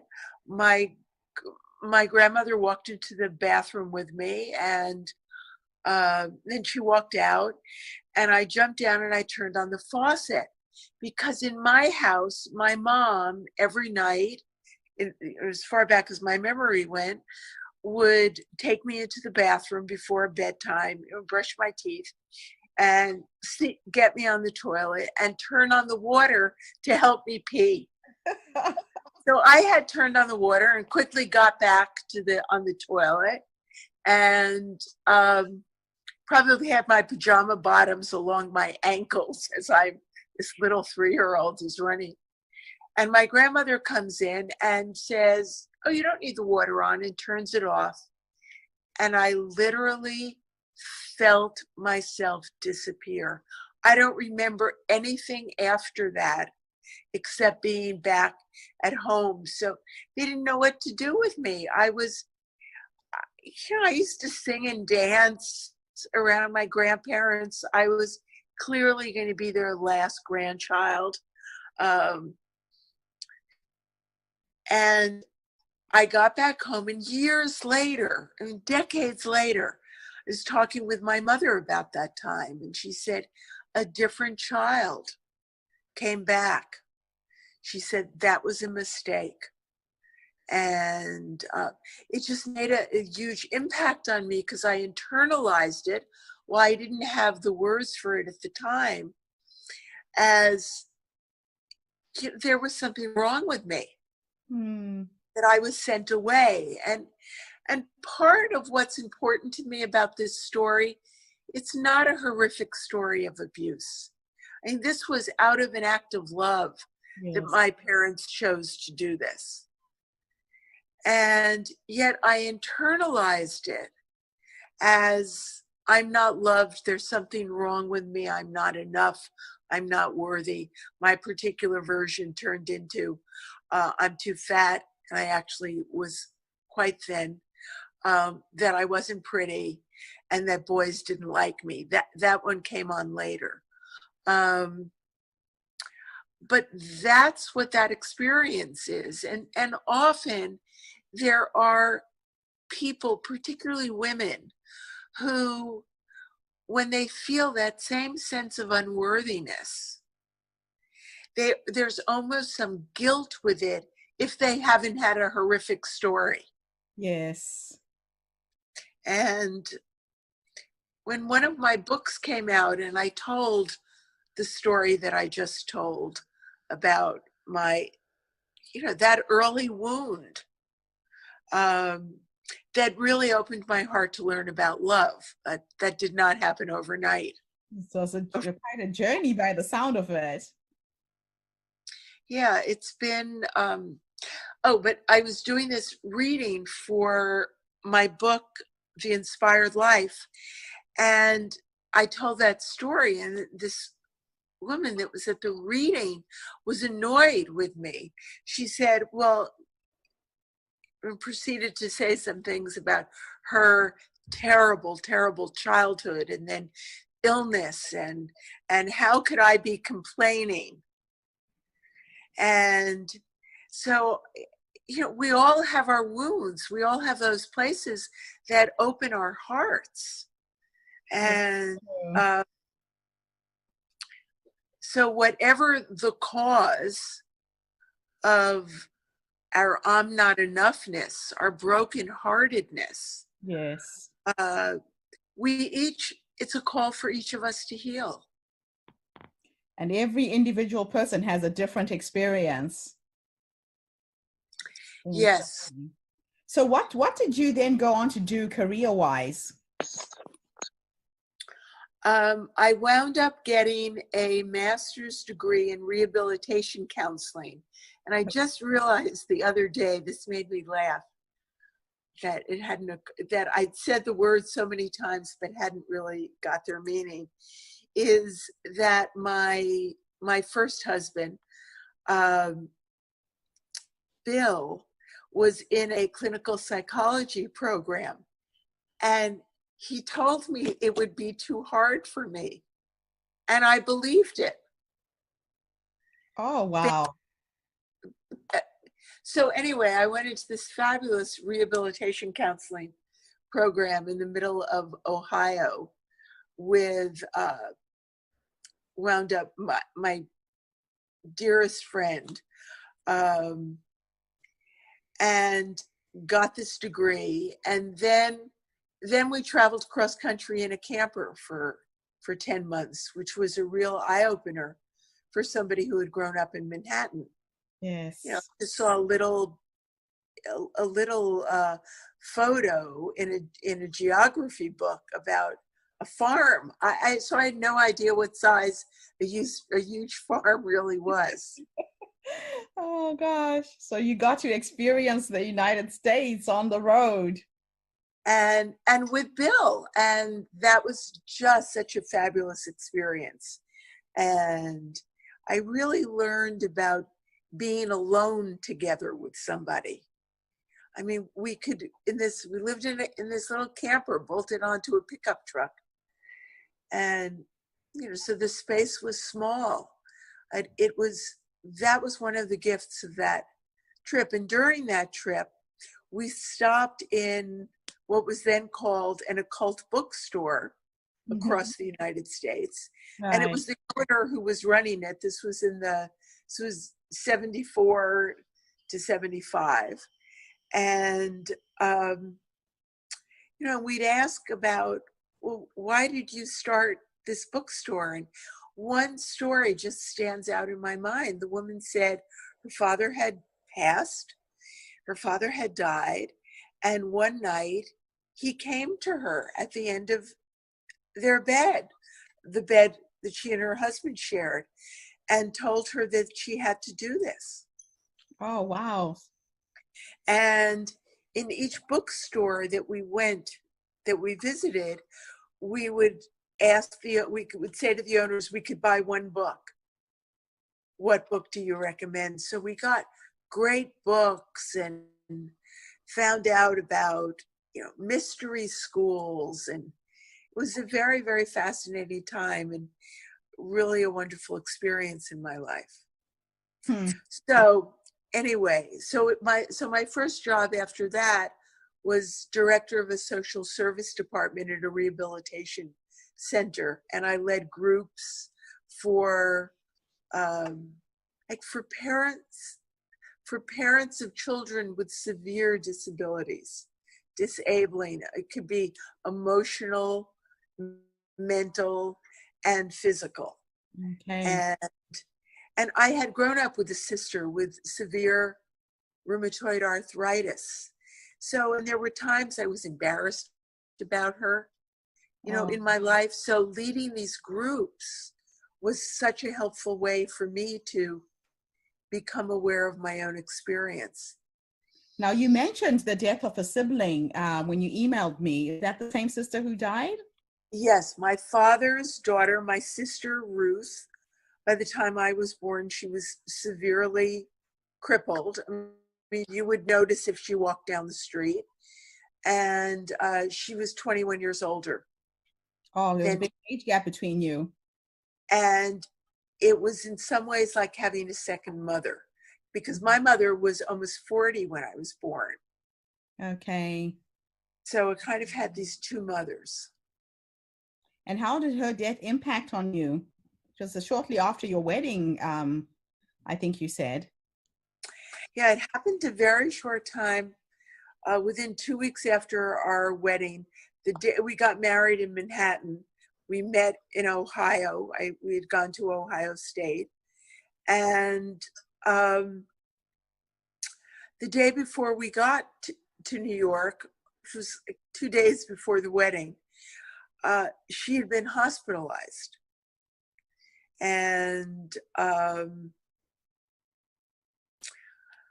I think they thought initially it was pneumonia. Anyway, she didn't come to the wedding, but there was also this feeling that Bill had, and she didn't think I should marry Bill. So, I mean, her behavior towards me then changed a lot. instead of calling me regularly, she wasn't. But I was sad. I was depressed. I had also just gotten married. So even though we had lived with one another for a few months, all of these very conventional 1950 views of marriage, and for much longer than that as well, surfaced within me. Oh, wow. And I was crying a lot. You know, no matter what does a man want? A man wants his woman to be happy. Yes. It's that simple. I was miserable, and it wasn't about him. And he, as far as I know, he may say it differently, but he told me this once, that he believed that she didn't want me to marry him. Okay. So, I mean, all of this stuff going on then resulted in his having an affair. Oh, boy. So I was a wreck. But in the meantime, my job was a marriage and divorce counselor in a family court system in Toledo, Ohio, which at one time had been a model court in the United States in terms of really focusing on the child's need. So if you filed for divorce and were under the age of 14, I mean, you had kids 14 or younger, you would have to see one of us. There were about 8 of us, marriage counselors. Well, I was 23 years old. What did I know about marriage? You had just I was married. You know, and then they're telling me there's sex problems. And maybe there was a paragraph about that in a psychology book I studied when I was in college. So I was both curious and what the fuck? Very do nice. I say? Oh, wow. So yeah, that was a very challenging time. And now he's a wonderful cheerleader in my life. Oh, that's fantastic. So just to Yeah. wind up, tell me a little bit about your upcoming book. I know you're releasing a new book. What is that about? Let's see. I'm going to hold it up for a moment. Oh, great. You've got It is called Heart Healing, the Power of Forgiveness to Heal a Broken Heart. And the first part of the book is my story from May 2017 to May 2018. Because after I wrote the manuscript, the man I lived with and was very much in love with, and still hold in a very loving place in my heart, was in China, because he loves China, loves tea. And he wrote me an email. Oh, he was there because we were going to travel there during this year. Okay. At 5 days before he came home, he sent me an email that said, "This is my dream, not our dream. I've loved our time being together. But I'll be home in 5 days. I think it's best if you're not in my house." Oh. Yeah, so that was a big shock. So that story is now included in the book of my own journey in healing. And it's, you know, it's so important that we pay attention to our hearts. And for years, for decades, mine was locked away. That was one of the impacts of the experience that I had when I was 3. Okay. And so we all have ways, and some of us keep our heart closed, and for some of us, our hearts are broken. We're so attached to the story of the hurt that we keep feeding that particular wolf. Mm-hmm. And then there's the opportunity to, feel the feelings and really get, I've been invited intimately into people's, thousands and thousands of people have shared their individual stories with me. Mm-hmm. And because I'm educated and because I'm also very curious, I've been invited into many, many different worlds. And I really get that we're all pushing the same rock, that we're not enough. And this book is about healing our hearts. I liken it to, you have, heart attacks, the arteries get clogged. Mm-hmm. Well, if our energy is blocked because of old wounds, Yes. and yes, it is going to hurt when we call love into our life.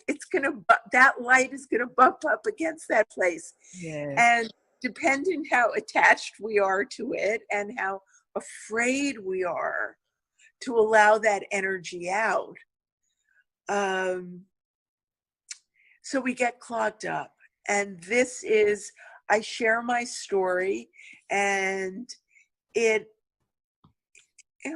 I'm someone who at age 14 wrote in my journal, wherever this came from then, literally out of the blue, what would the world be like if everybody loved themselves?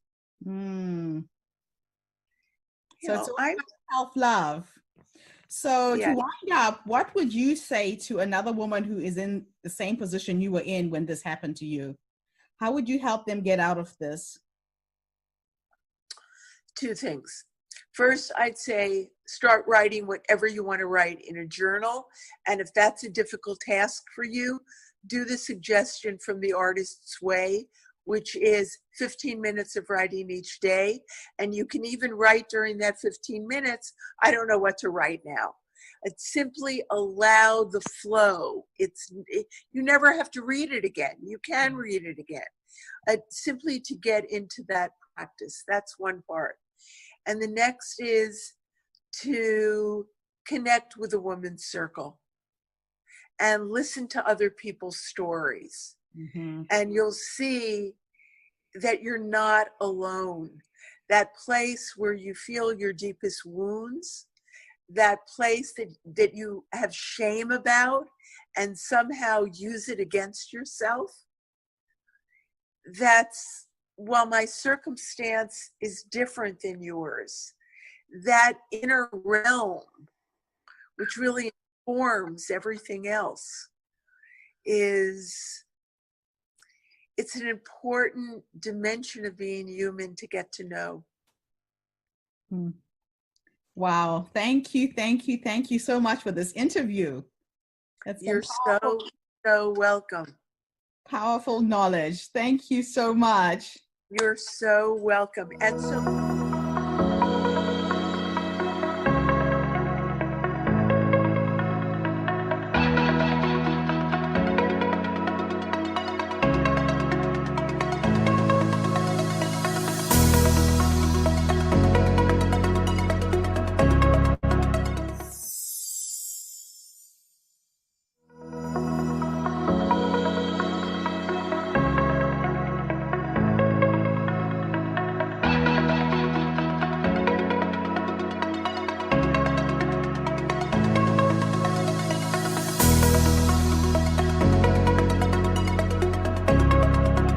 I'm very pleased to be here. Thank you for your welcome. Please tell everybody exactly where you are, your full name. I don't like butchering people's names, so I won't even try. And tell us your age and share your story with us this afternoon. All right. I'm in Sydney, Australia, and I'm 65, although I tend to lie and sound much younger, but it is a lie. And my life is being a children's author. It's the thing that drives everything I do, because kids have huge mouths. They always talk and get into trouble, but they actually have no experience to navigate the world. And through story and through books and writing for them, I give them people and partners that they can walk with in a complex world. So that's really what drives my writing. So what's inspired you to start writing for children? Well, really, it's just plain old trauma. My parents were refugees from Hungary and from war and communism, and they went through the actual normal tragedies. I use the word normal, it seems so strange. Tragedies of war. And normal tragedy of war.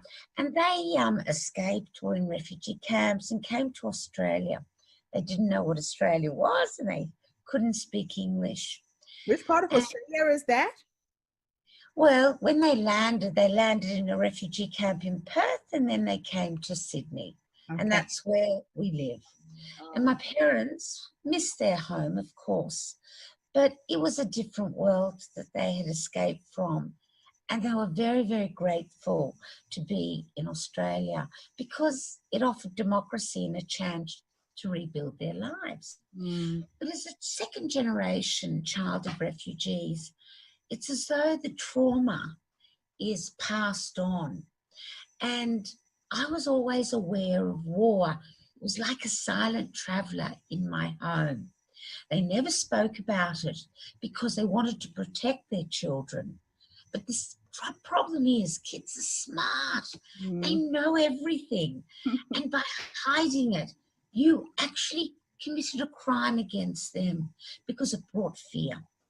So I was always writing and reading. I didn't know I'd be a writer. But when my beloved father died, and I loved him more than anything in the world, he left me with the gift. I couldn't recover from the sadness of his death. And I started to write stories of him, of growing up, until I mutated into an author. Again, it was just such an extraordinary thing to do. And, you know, I speak to hundreds of thousands of kids all across Australia, across America. I've been to Istanbul, to Kiribati, to everywhere, speaking to young people and teachers and adults about the power of story to give them succor. You know, children are so afraid today. Yeah. I was at a school and a little boy, 12, stands up and he says to me, Suzanne, I don't want to ever grow up. And I said, but why? Why? And he said, because there's war and they're scared of climate change. Oh. And he just, and you know, that is a 12-year-old child who has really lost hope in many ways in our adult an early age. And it's earlier than that. Oh. I see the children feel so deeply, but through story which focuses on them and emotional engagement with real people and characters, they begin to develop their own pathways towards navigating this world. Wow. So, you know, when they face power abuse, which is the normal thing of all children, be it bullying or war, they go into my books and they suddenly know they're not alone. Oh, and there's a way forward and they're empowered. And I'm hoping through my stories that I empower the young people to be warriors for justice so that they're not disempowered. And they can and will change our world bit by bit.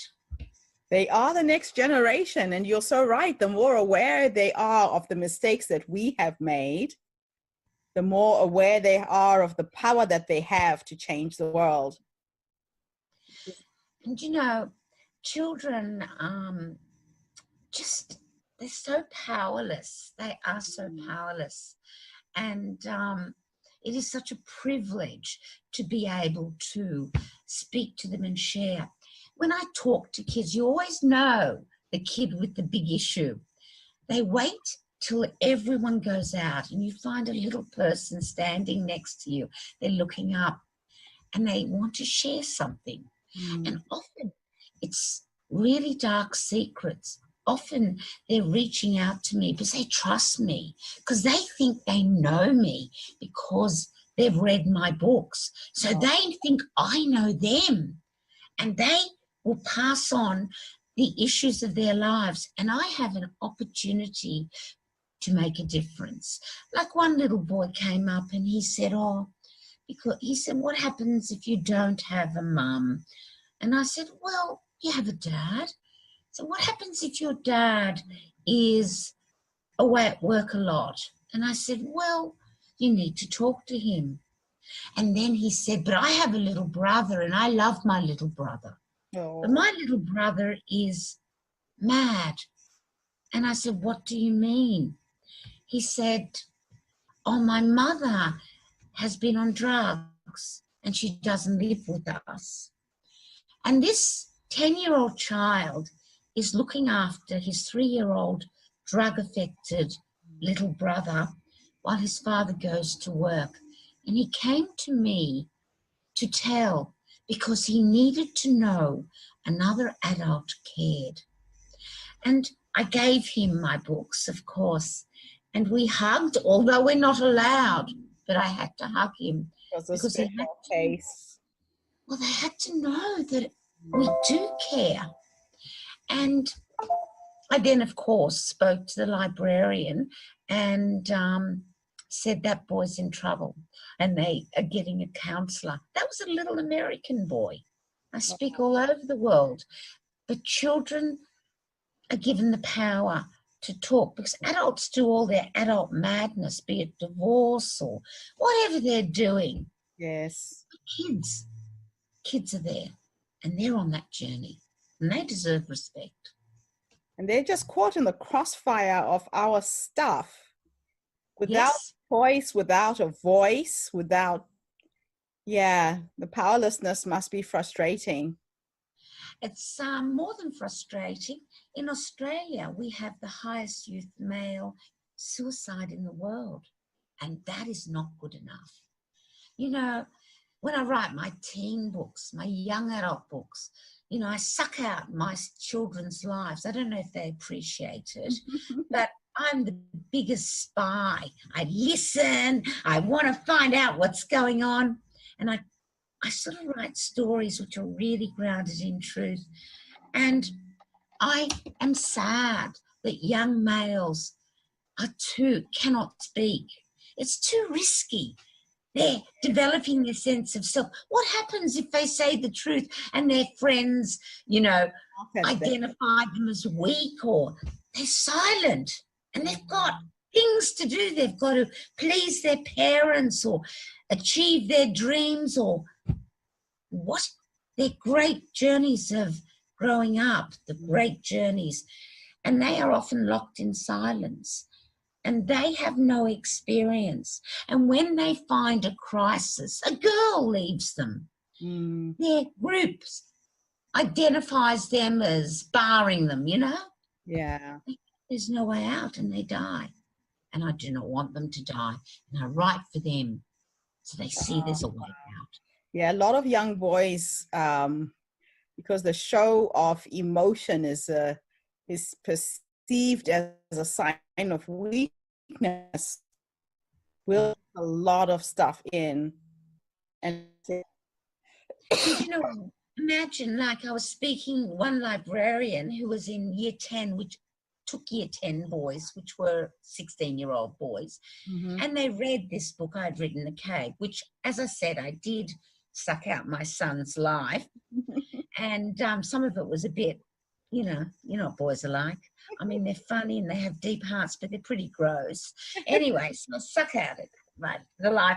And she said they read it in a class text. And she said she had been teaching these boys for 4 years and she never knew their stories because through the, through the avenue of a novel Yes. that feels real to them, they are released. They can speak, Yeah. and they can share in a safe place. Oh, how wonderful. Oh, Yeah. absolutely wonderful. So what advice would you give parents with kids, particularly boys, based on your work and your life experience? What advice would you give to any parent? All right. This is really serious. This is advice I believe in, and I know it works. Firstly, before they become teenagers, you have to listen to them. We adults do everything for our kids, but we actually don't listen to them. We're so busy getting them their dinner and, having our careers and looking after everything. We can't hear them. And it's easy to hear them if you set aside time, not to have a big discussion, which they hate, but I'm talking about going for a walk, playing a game of soccer, time where you and that child connects. And you know what? They will talk to you. It's interesting you say that, because my youngest son is a very quiet boy. And instead of dropping him at the train station or the bus stop to go to school, I would get in traffic for an hour. It would take him 12 minutes to get to the city. Yes. But I would rather sit in traffic with him for an hour and take him to school. And that was the time that we had to connect. He had reached that stage where he'd come home and I'd ask him, so how was your day? Fine. Have you done your homework? Yes. It was just one word answers. And Yes. I just made a point to drive him to school every day. And people thought I was crazy. No. But it really helped develop our relationship. You're right. You have to carve out the time and not make it a serious discussion. Because no kid wants to be told, just like me, I don't want you to tell me how I've got to live my life. Forget it. You want to explore the ways yourself. So you establish openings, and then you empower them with their own morals and their own values and the strengths to deal with the great conflicts ahead. I'm not sure what, but the thing is, what you're doing is amazing. That's the first thing. The second thing I'd really strongly advise is that kids are involved in an activity they like. It can be sport, but it can be photography. It can be stamp collecting. I don't care. What it has to be is something they love, where they develop a group of peers who become their community and their allies in the time of disasters that do happen.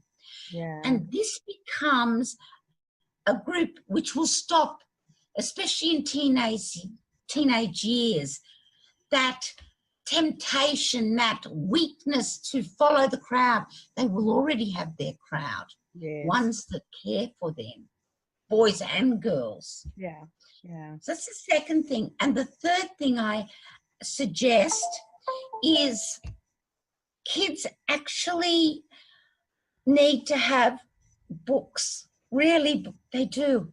And you give it to them before adolescence and hormones drive them to the point of insanity where they can think nothing except for the opposite sex and they're out of control hormones.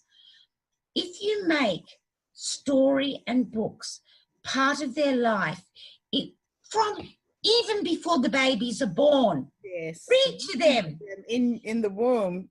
In the womb. Yes. And do you know what you do? You create a safe place, a place that they can go to when their mind's exploding, for whatever the reason is. It's a safe place for them to think and work it out, even to rest. You give them that gift, and it's a gift for life. Oh, fantastic. Thank you so much for coming on board today. Where can people get your books? I know you've also got your book in Braille, you mentioned to me a bit earlier. Yes, well, I mean, it is available in Braille and vision impaired. I was so excited to see these children who have no sight, and how education and reading has given them a pathway into the whole world. But you can get my books in different countries. In Australia, HarperCollins publishes them. In America, it's Kane Miller. But if you look up my name, it'll be on Amazon, on Booktopia. They're just available through the normal, both digital, online, and print versions. But if you find my name, you'll find my books, and you'll also find my heart, because I only ever write with great honesty, because I know kids know a liar. And so when I write for them, I invite them into my life so that they can travel with me, and we hope we become friends. Oh, thank you so much. Really appreciate you doing this interview, Suzanne. And good luck with everything. Keep in touch with me and let me know how everything is going with your writing. I will, and I'd just like to say I love the work you do. You inspire me, and thank you. You know, you do change the world. Thank you so much for this interview. It's a pleasure. Take care. Take care. Bye.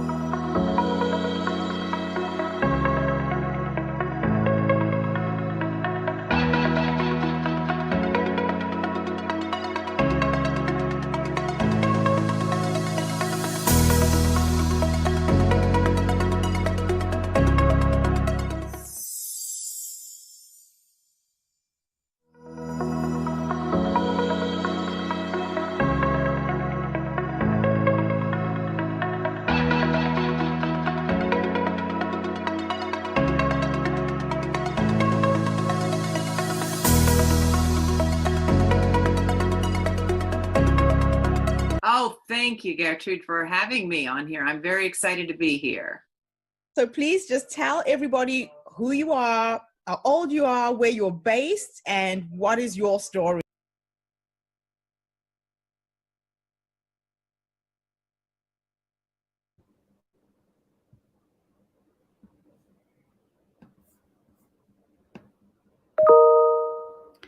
So we're going to take a little bit of a pause while we wait for our first live presenter for the day.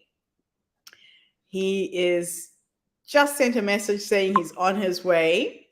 So for those of you who don't know, the Herstory Circle does allow men to present.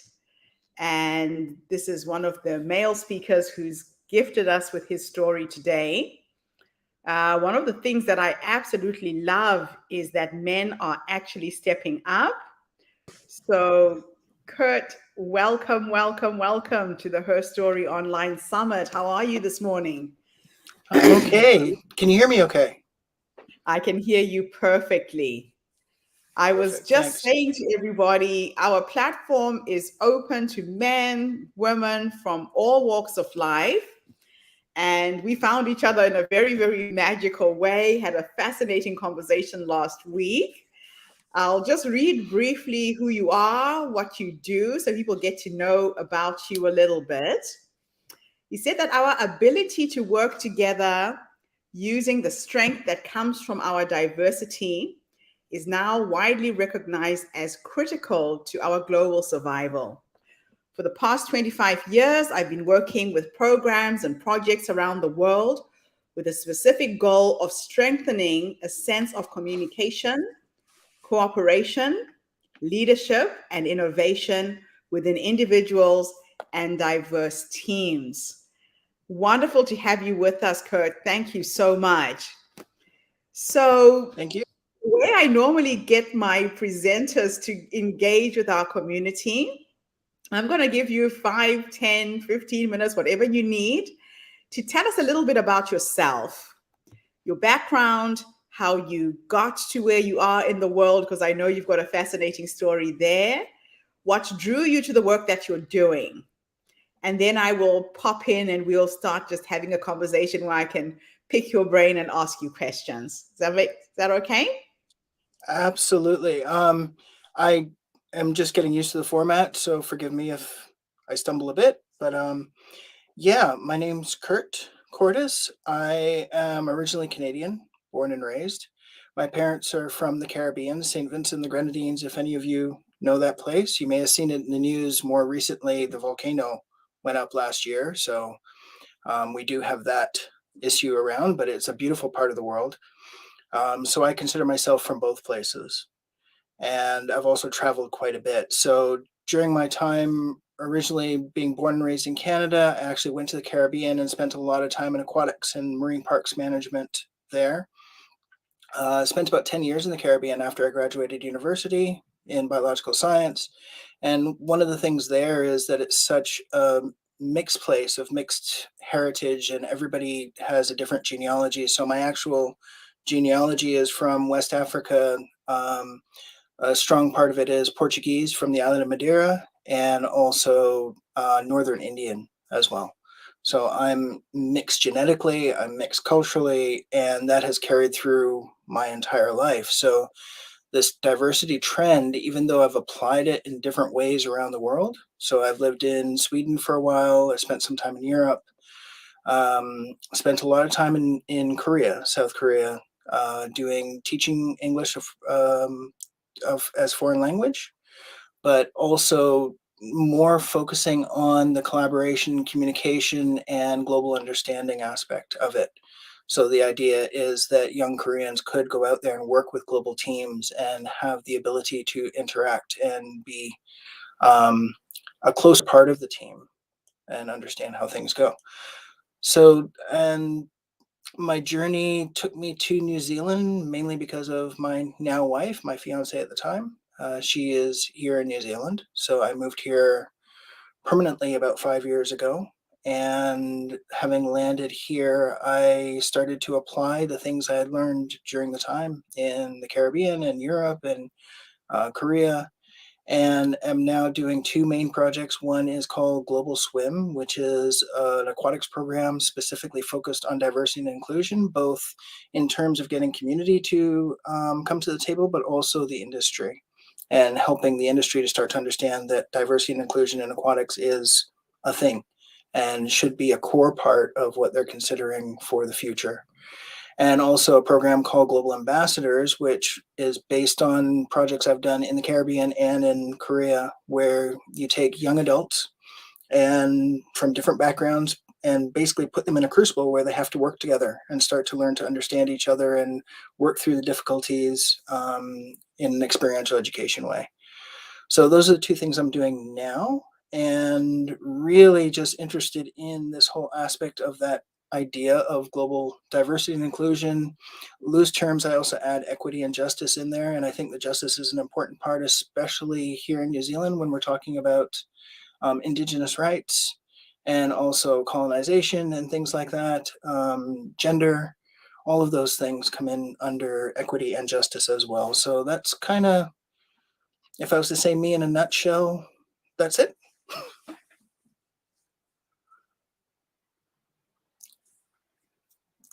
I think you're still muted, Gertrude. Sorry about that. No worries. Just saying thank you so much for that. Now, you are truly a cocktail of many, many, many nations. Fortunately, I have been to your part of the world. Like I said, I've been to Grenada, I've traveled around the islands, and it is just one of the most exquisite places in the world. And you are also a global nomad. You have traveled to so many countries, lived in different cultures. What do you think was the biggest thing that you learned through your travels about life? Whew. I learned a lot. So it's interesting that you say nomad, because I think my journey has been unique because it has actually been chasing a goal. So it's nomadic in a way, and it's also been a journey in a way. Yeah. I think the idea of that empathy and constantly realizing I've learned it from two sides. So from the side of being a Canadian and being born in Canada, raised in Canada, but never quite being considered a Canadian at the time when I grew up, and Canada has changed drastically since then. I'm now normal in Canada. Whereas when I grew up, it wasn't so normal. So seeing that transition, then going to the Caribbean and realizing that that is my heritage and that is my place, but people look at me and hear my accent and go, oh, you're not from here. Always walking that line and realizing that my wife doesn't like the term onion, but I actually use this quite a lot because I think it's the easiest way to explain it. There's always another layer of understanding. There's always another layer that you get to. So I spent 10 years in Korea, and every time you think you kind of got your grounding and you got your footing and you have a feeling of that you know what's happening, you enter another layer of understanding, and that understanding throws you for a loop again, and you realize that you never really get there. The journey continues no matter how long you stay, whether it be your own journey understanding yourself or understanding others in a cultural and just human sense. Wow. Wow. Well, I was intrigued when we caught up last week with the work that you're doing in New Zealand around multiculturalism. Let's go a little bit into that, how it started and where it is now. So I'm still entering the understanding of multiculturalism in New Zealand, so I'll preface that right at the beginning. Multiculturalism in New Zealand, it takes a slightly different tone because of the prevalence of the Indigenous culture here. And because I think I'm talking to a global audience here, so not everybody will understand the New Zealand context. But locally, we're in New Zealand, one of the unique situations where the Indigenous population, Maori, actually do have a treaty which is recognized. Now, there's contention on what that treaty says, like everywhere else in the world, but there is a more unified treaty that is generally accepted in New Zealand.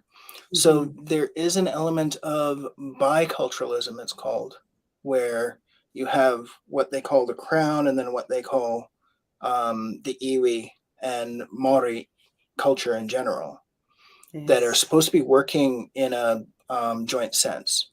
Multiculturalism then becomes a really interesting thing to throw into the mix, because where does multiculturalism sit in that dynamic? So one of the things we're working on here, well, I see coming up quite a lot here, is that idea of, because you have this bi sense of having, and I use quote unquote two cultures, which I don't actually believe it's two specific cultures, because there's a lot more dynamic than that. Yes. But you have this bicultural sense that multiculturalism becomes a situation where you do have a wider dynamic to fall under. So quite often collective cultures will resonate much more with a Maori framework of doing things than it will with the, and again, I use the term loosely, generally accepted mainstream of New Zealand, which again is questionable whether it's mainstream or not. So you have this wider dynamic, and to now recognize that you should be able to directly engage with something that's closer to you than have to go the long way around, if you know what I mean.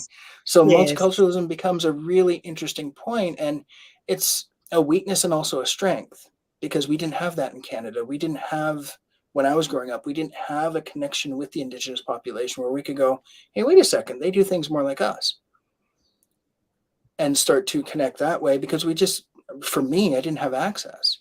And I've had to come halfway around the world to find, hey, wait a second, that's more like what I'm used to.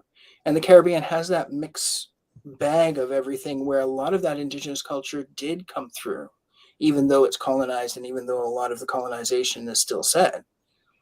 The core of the culture has those ideas of community and those ideas of togetherness that come through from an Indigenous side. So it's an interesting, I think, is a really interesting journey in New Zealand, but also something that is a model that other places can take on, is that we don't have to go through one channel. There are multiple channels that we can actually resonate with. I love that. And that's what makes this part of the world unique, I guess, in the sense that everybody is coming from somewhere. When you look at countries like New Zealand, Australia, majority of us are all immigrants. I think that was the one thing that I've loved about living in New Zealand is that everybody can say my grandfather came from Ireland or from Germany or from Japan or China. Most people in New Zealand are very recent immigrants, and it's made it pretty easy to settle as an African immigrant. The one thing, though, that I am still challenged with is that I always have to explain every single day where I'm from.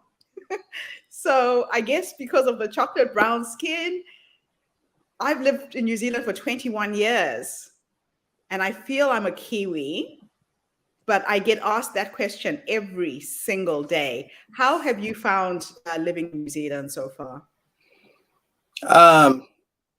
So just as a curiosity, are a lot of the audience from New Zealand who are watching this, or is it? No, this is a global platform. This is global. We broadcast to almost 30 countries, yeah.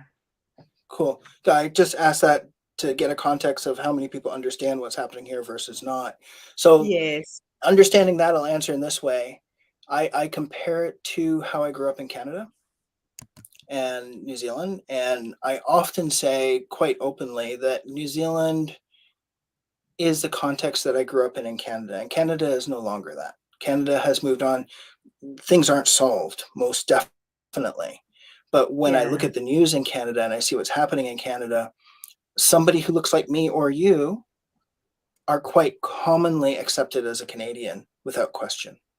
Okay. Because it has risen to the point where major leaders of parties are now of different descents and different looks and different people. It is now becoming much more common. Here, I felt like I stepped into a time machine and moved back 20 years. Yes.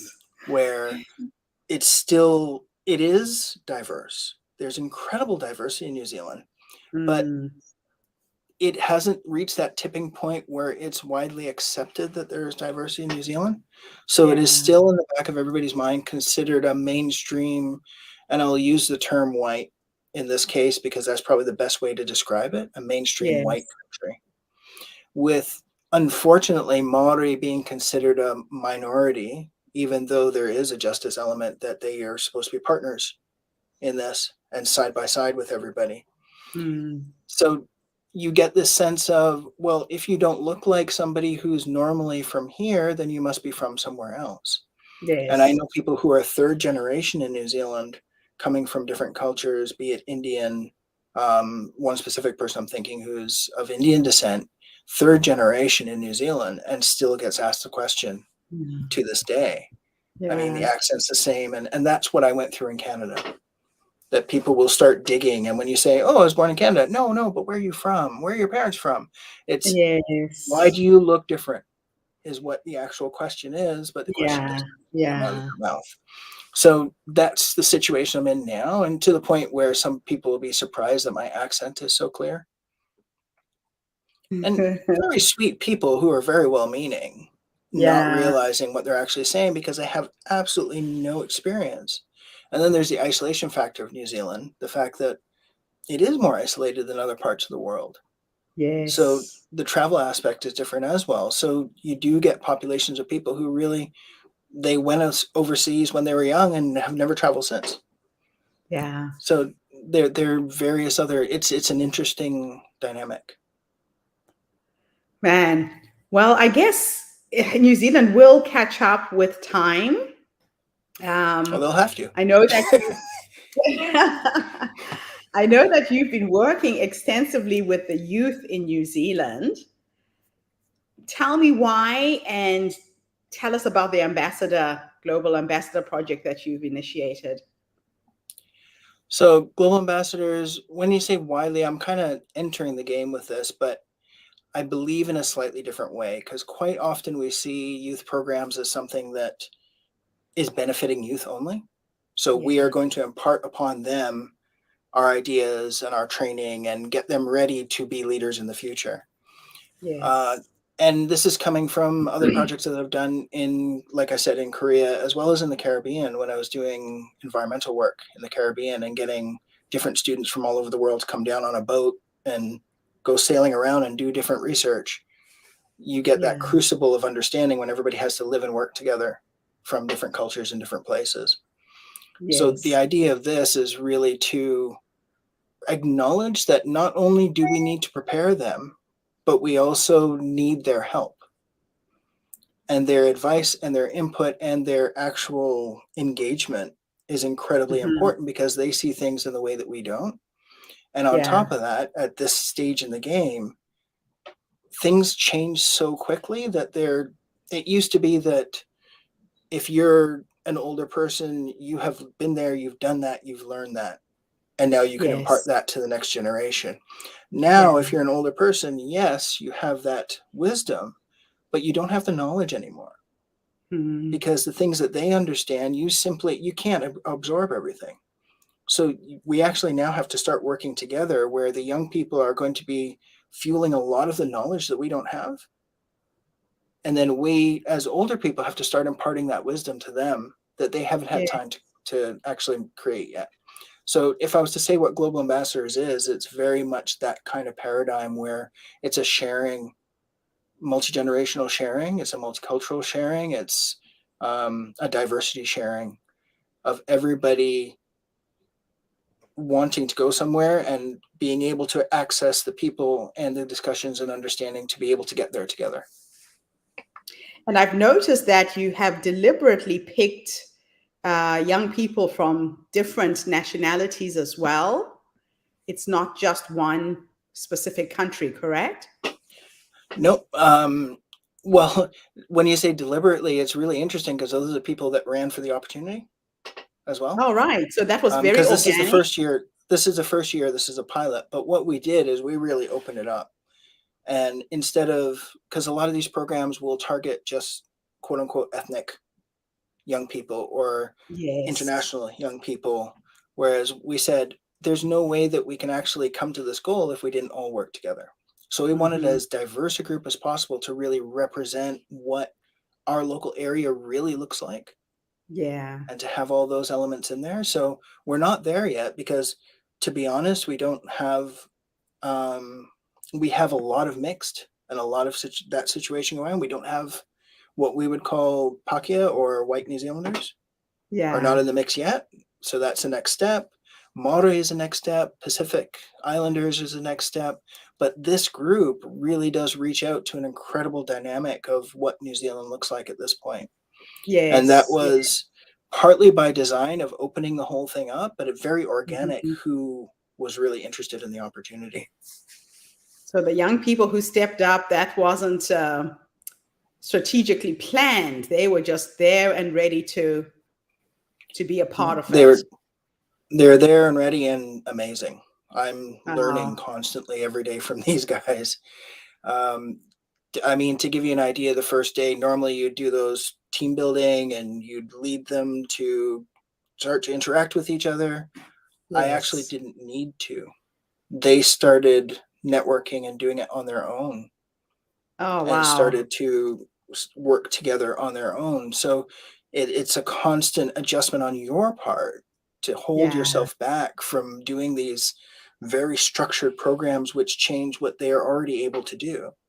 Yes. But then to notice when you need to step in to give them the guidance that they need. So it's much more, I'm big on studying transformative learning, and that's much more that model where you're kind of facilitating and guiding as opposed to this is a set curriculum that we're going to learn. Yeah. Wow, this is fascinating. So where do you see the future going from here? In terms of what? For myself or generally or? I would say generally in terms of the work that you're doing, the vision and the mission that you have.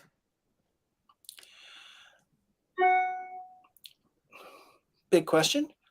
So one of the things I look at right now, one of the big themes when I'm doing talks about diversity and inclusion, and when I do that, I try and do it much more as that ongoing conversation rather than a tick box workshop.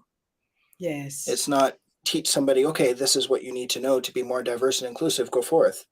It's thinking about, so I break it into 3 sections. I break it into the policy side of things, that you need a policy and your leaders to actually be behind that idea of diversity, inclusion, equity, and justice, or JEDI. You need your structure. So you need to have the tools and to have the support and have the finances to be able to implement these things, and time set aside to do them. Because that's one of the big complaints is, oh, well, we don't have time to keep doing that all the time. But you know what? You have to make the time, because this is critical, and understanding that this is a critical thing for the system. And then the third thing is that personal journey. And that aspect that the other two don't work if everybody's not invested or see the point or realize that I'm on this ship. I want to go with this.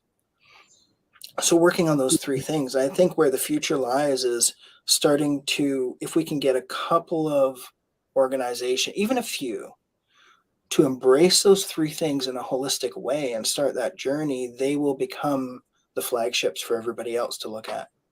And start that. And I think that's where the future lies, is identifying those flagship organizations who are going to demonstrate how this can come together and how this can work in different sectors, in different ways, and then start becoming the leaders of everybody, not purposely, then not that they're going to say, follow us, but they will become the examples.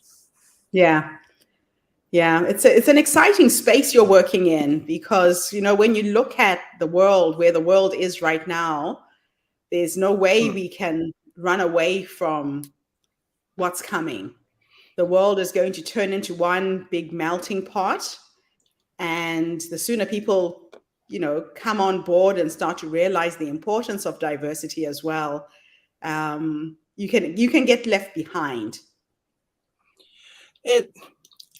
When you say, because melting pot has that loaded sense of the American style of melting pot, where everybody becomes one thing. I like to think of it as community. If you're in a neighborhood, because if you're in a neighborhood, we have great neighbors. We don't necessarily agree on everything. They don't necessarily have the same culture we do and all of that, but we live side by side, and we get along. And if we need help, we can actually call next door and say, hey, and vice versa. And there's that element of we all live together in the same neighborhood, and actually exponentially moving that to a global sense, where we're not asking you to change who you are. We're not asking you to change what you are. We're not asking, you do have to come to the middle of the table. But at the end of the day, as a neighborhood, that's what you do. You come to the middle of the table and you help each other. Yes. That's where the future is going. Oh, this is Hopefully. awesome. This is absolutely awesome. I am so looking forward to being of support in terms of what you're doing in New Zealand in any way. How can people reach out to you? I have a lot of women in this network who have a passion around diversity, inclusion, and belonging. What kind of support structures are you looking for, and what are you focused on right now? Well, if anybody's in aquatics, definitely would love to connect on that one. Probably easiest way is to reach me on LinkedIn. Okay. And also, if you want to share my email address, you're welcome to. As far as help, generally, connection is awesome. I love the idea of connecting, how we connected and talk. But I think right now it's making those connections that I can connect with the youth and being role models for them. Even if it doesn't even need to be a personal thing, but if anybody has a blog or has a story that I can share that would fuel their passion and fuel their understanding of this idea of working together and how it can be beneficial, those are things I can easily pass on and they can pass on. Yes. So that's kind of where it sits right now, is that idea of how do we role model for them? How do we have them role model for us? How do we have us be able to learn from the fact that this diverse group of young people can actually work together towards a common goal of their own fruition, of their own making, not prescribed to them by somebody else. Yes. So yes. If I was to say collaboration, that's kind of where things sit right now, is that idea of making connections and sharing examples and stories and ideas. Fantastic. So I'm sharing the link to your LinkedIn profile at the bottom of the screen if anybody is keen and interested. In aquatics, what exactly are you focused on? What kind of people are you looking to connect with? All across the board, really. Right now, it's especially, I think aquatics across the world is moving in this direction. There are movements in diversity in aquatics in the United States and Europe, starting to move that direction. But in general, the aquatics industry does need a little bit more movement into acknowledging that diversity aspect in the sport and in water safety specifically, because that hits us all. It's the world drowning rate is incredibly high, and a lot of that has to do with accessing training, accessing experience, how we approach aquatics. So storytelling in that realm is actually quite beneficial to share, and to start, especially where I am right now, to start to encourage the various aquatics industries, from water safety straight to the professional, that we need to look at this and actually start incorporating this into what the industry is, and not as kind of a side thing going, oh, we do that too. It is part of the core of what we should be doing, because we should be able to reach out to everybody. Fantastic. Kurt, thank you so much for coming online today and sharing with us. It's just absolutely My awesome pleasure. to see someone who is out there working with the youth, inspiring them, because they really are the future. And the sooner we can learn from them, I really like what you said there. You know, a lot of time as adults, we think we have all of the solutions, but some of these kids are brilliant in the way they think. They haven't been brought up in the same way we have, and they do have the solutions to the future. I totally agree with you there. Thank you. Definitely. Thank you Thank so you. much. And thanks Wonderful everybody to have had you watching. with us. I can't see anybody, but thank you. Take care, Kurt. Thank you so much. All right, we'll be in touch. Bye. Bye-bye. Wow. So yet another amazing presentation, completely different field. A man who is working in aquatics. He's working with youth around diversity, inclusion, belonging here in Australasia. So if you do want to get in touch with Kurt, there is his LinkedIn profile. Please go online and look for him. Wonderful. So now we are going to finish off with the last video for the day. Enjoy, and I will be back with you tomorrow when we launch into day 22 of the Herstory Online Summit. Have a fantastic day, people. Enjoy the last presenter for the day, and share these videos, put them on your social media, help us get more exposure for these amazing stories.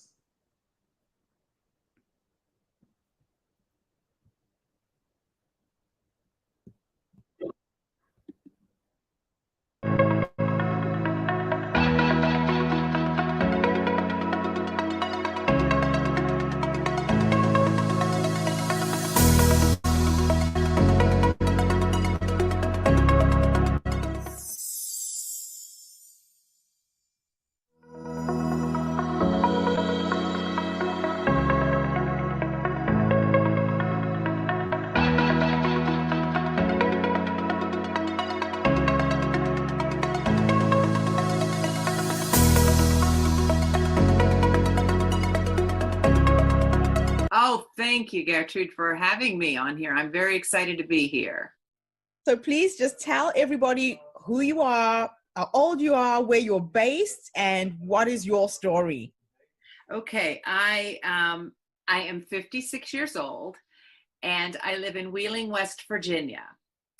And I call myself an inspirationista. I'm an inspirational speaker and an author and a business owner, and I'm all about helping people find their purpose and their passion in life. You're never too old, You're never too young.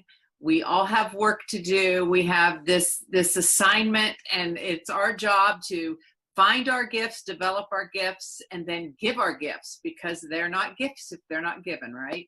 That is so, so true. We have to share the blessings. Right. Now, you've had a lot of challenges in your life. I'm not even sure where to begin. Let's start with family, because I read your bio and I got a sense that you and your family went through a few tragic experiences. Do you want to talk a little bit about that first? Sure. Back in 1999, when I was a television news anchor, and I had been one for many years. So my audience saw me start out right from college and then get married and then have my first son. And they saw me pregnant with my second son. And we had complications with that pregnancy. And I ended up having to leave work early and go on bed rest. And my son eventually passed away and died. And so I was living this very publicly, but they only mentioned the death once on the broadcast. And so I was running into people all the time in the public asking me how my baby was. And I felt so horrible because I knew I was going to have to be the one that ruined their day that day, to tell them that my son, passed away, and they would be kicking themselves all day going, why did I even ask that question? At the same time, that was very hard living that publicly, but I knew how to be out in the public eye. I knew how to be a television news anchor. I did not know how to be home and be a grieving mother. So, it's so funny how we all seek out our comfort zone, and my comfort zone just happened to be in front of a camera. But when you need to heal, that doesn't always work. And I only could keep up that charade for about a year, and then I had to leave. I had to go home and heal. My priorities became so much more important. I wanted to be home with my 3-year-old son and my husband, and I needed to step away from that. So I did. But backtracking, at that same time when we were going through this, we were supported and loved through the whole time, but there were certain key people in our life who just deserted us at that time. And so that was like a double loss. And a little bit about that, because sounds like a recurring pattern that I'm hearing as I'm talking to more and more women. Really? I went through a divorce, and people who I thought were my close friends took sides, and I lost a whole lot of friends who I was really close to at that time. What do you think causes that? What are people thinking? Have you processed that enough? I have. I've actually come up with 3 things. I think number 1, it hits too close to home. If you're married and your marriage is maybe rocky, and you see someone else who theirs dissolved, then you're like, oh my gosh, that could happen to me. And you're paralyzed in fear. So you just can't go there. Right. The second one is, I think that there are people who really want to step up and do something or say something, but they're so afraid that they're going to say or do the wrong thing that they don't do anything. And sometimes people don't know what to say. Sometimes just being there with someone is enough without saying anything. Exactly. And then there's the other people who just don't have a clue of what to do or say, so they don't do anything. So that's how I wrote my book. I actually wrote my book called How Can I Help? And it's a go-to guide to help people when they're going through these difficult times in life. And it's not me telling you what to do. I interviewed people all over the place that have lost people they loved through divorce or through death, people that have been recently diagnosed with terminal or chronic illnesses, people that have lost their job. A lot of times we abandon these people when they need us the most. And it's so funny because, like you said, if we could just be there. There were 2 things that were prominent throughout everyone. The first one was be there. Just be there. You don't need to say a word, right? It's so true. So simple. I know. I'm really glad you brought that up. Yeah. And the second thing is, everybody that I had interviewed for this book, with the exception of 2 people, said that prayer was very important for them. And they said just to know that someone stopped for even a split second in their day to think of you and to send up a prayer was very meaningful to them. And so, you can do that from anywhere. Yes, you can. You can. We all can. Mm-hmm. How amazing. And so you changed your career? Yes, I did.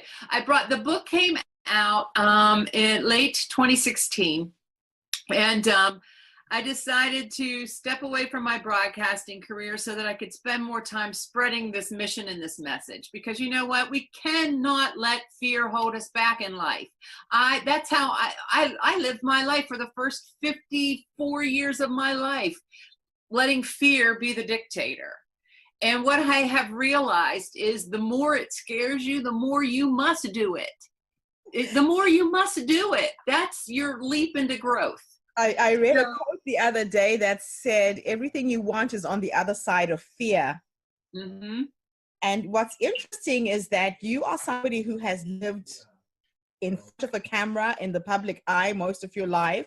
People would assume you're not fearful. Oh, but these are common experiences, right? Right. There is such a difference because you know what? It's so funny. I'm in front of a camera.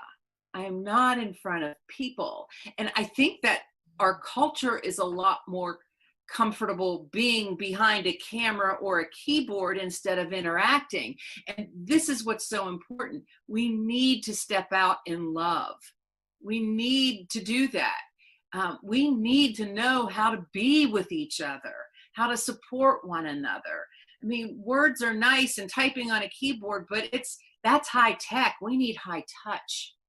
We need both. It has to be a balance. You are so right. It has to be a balance of both.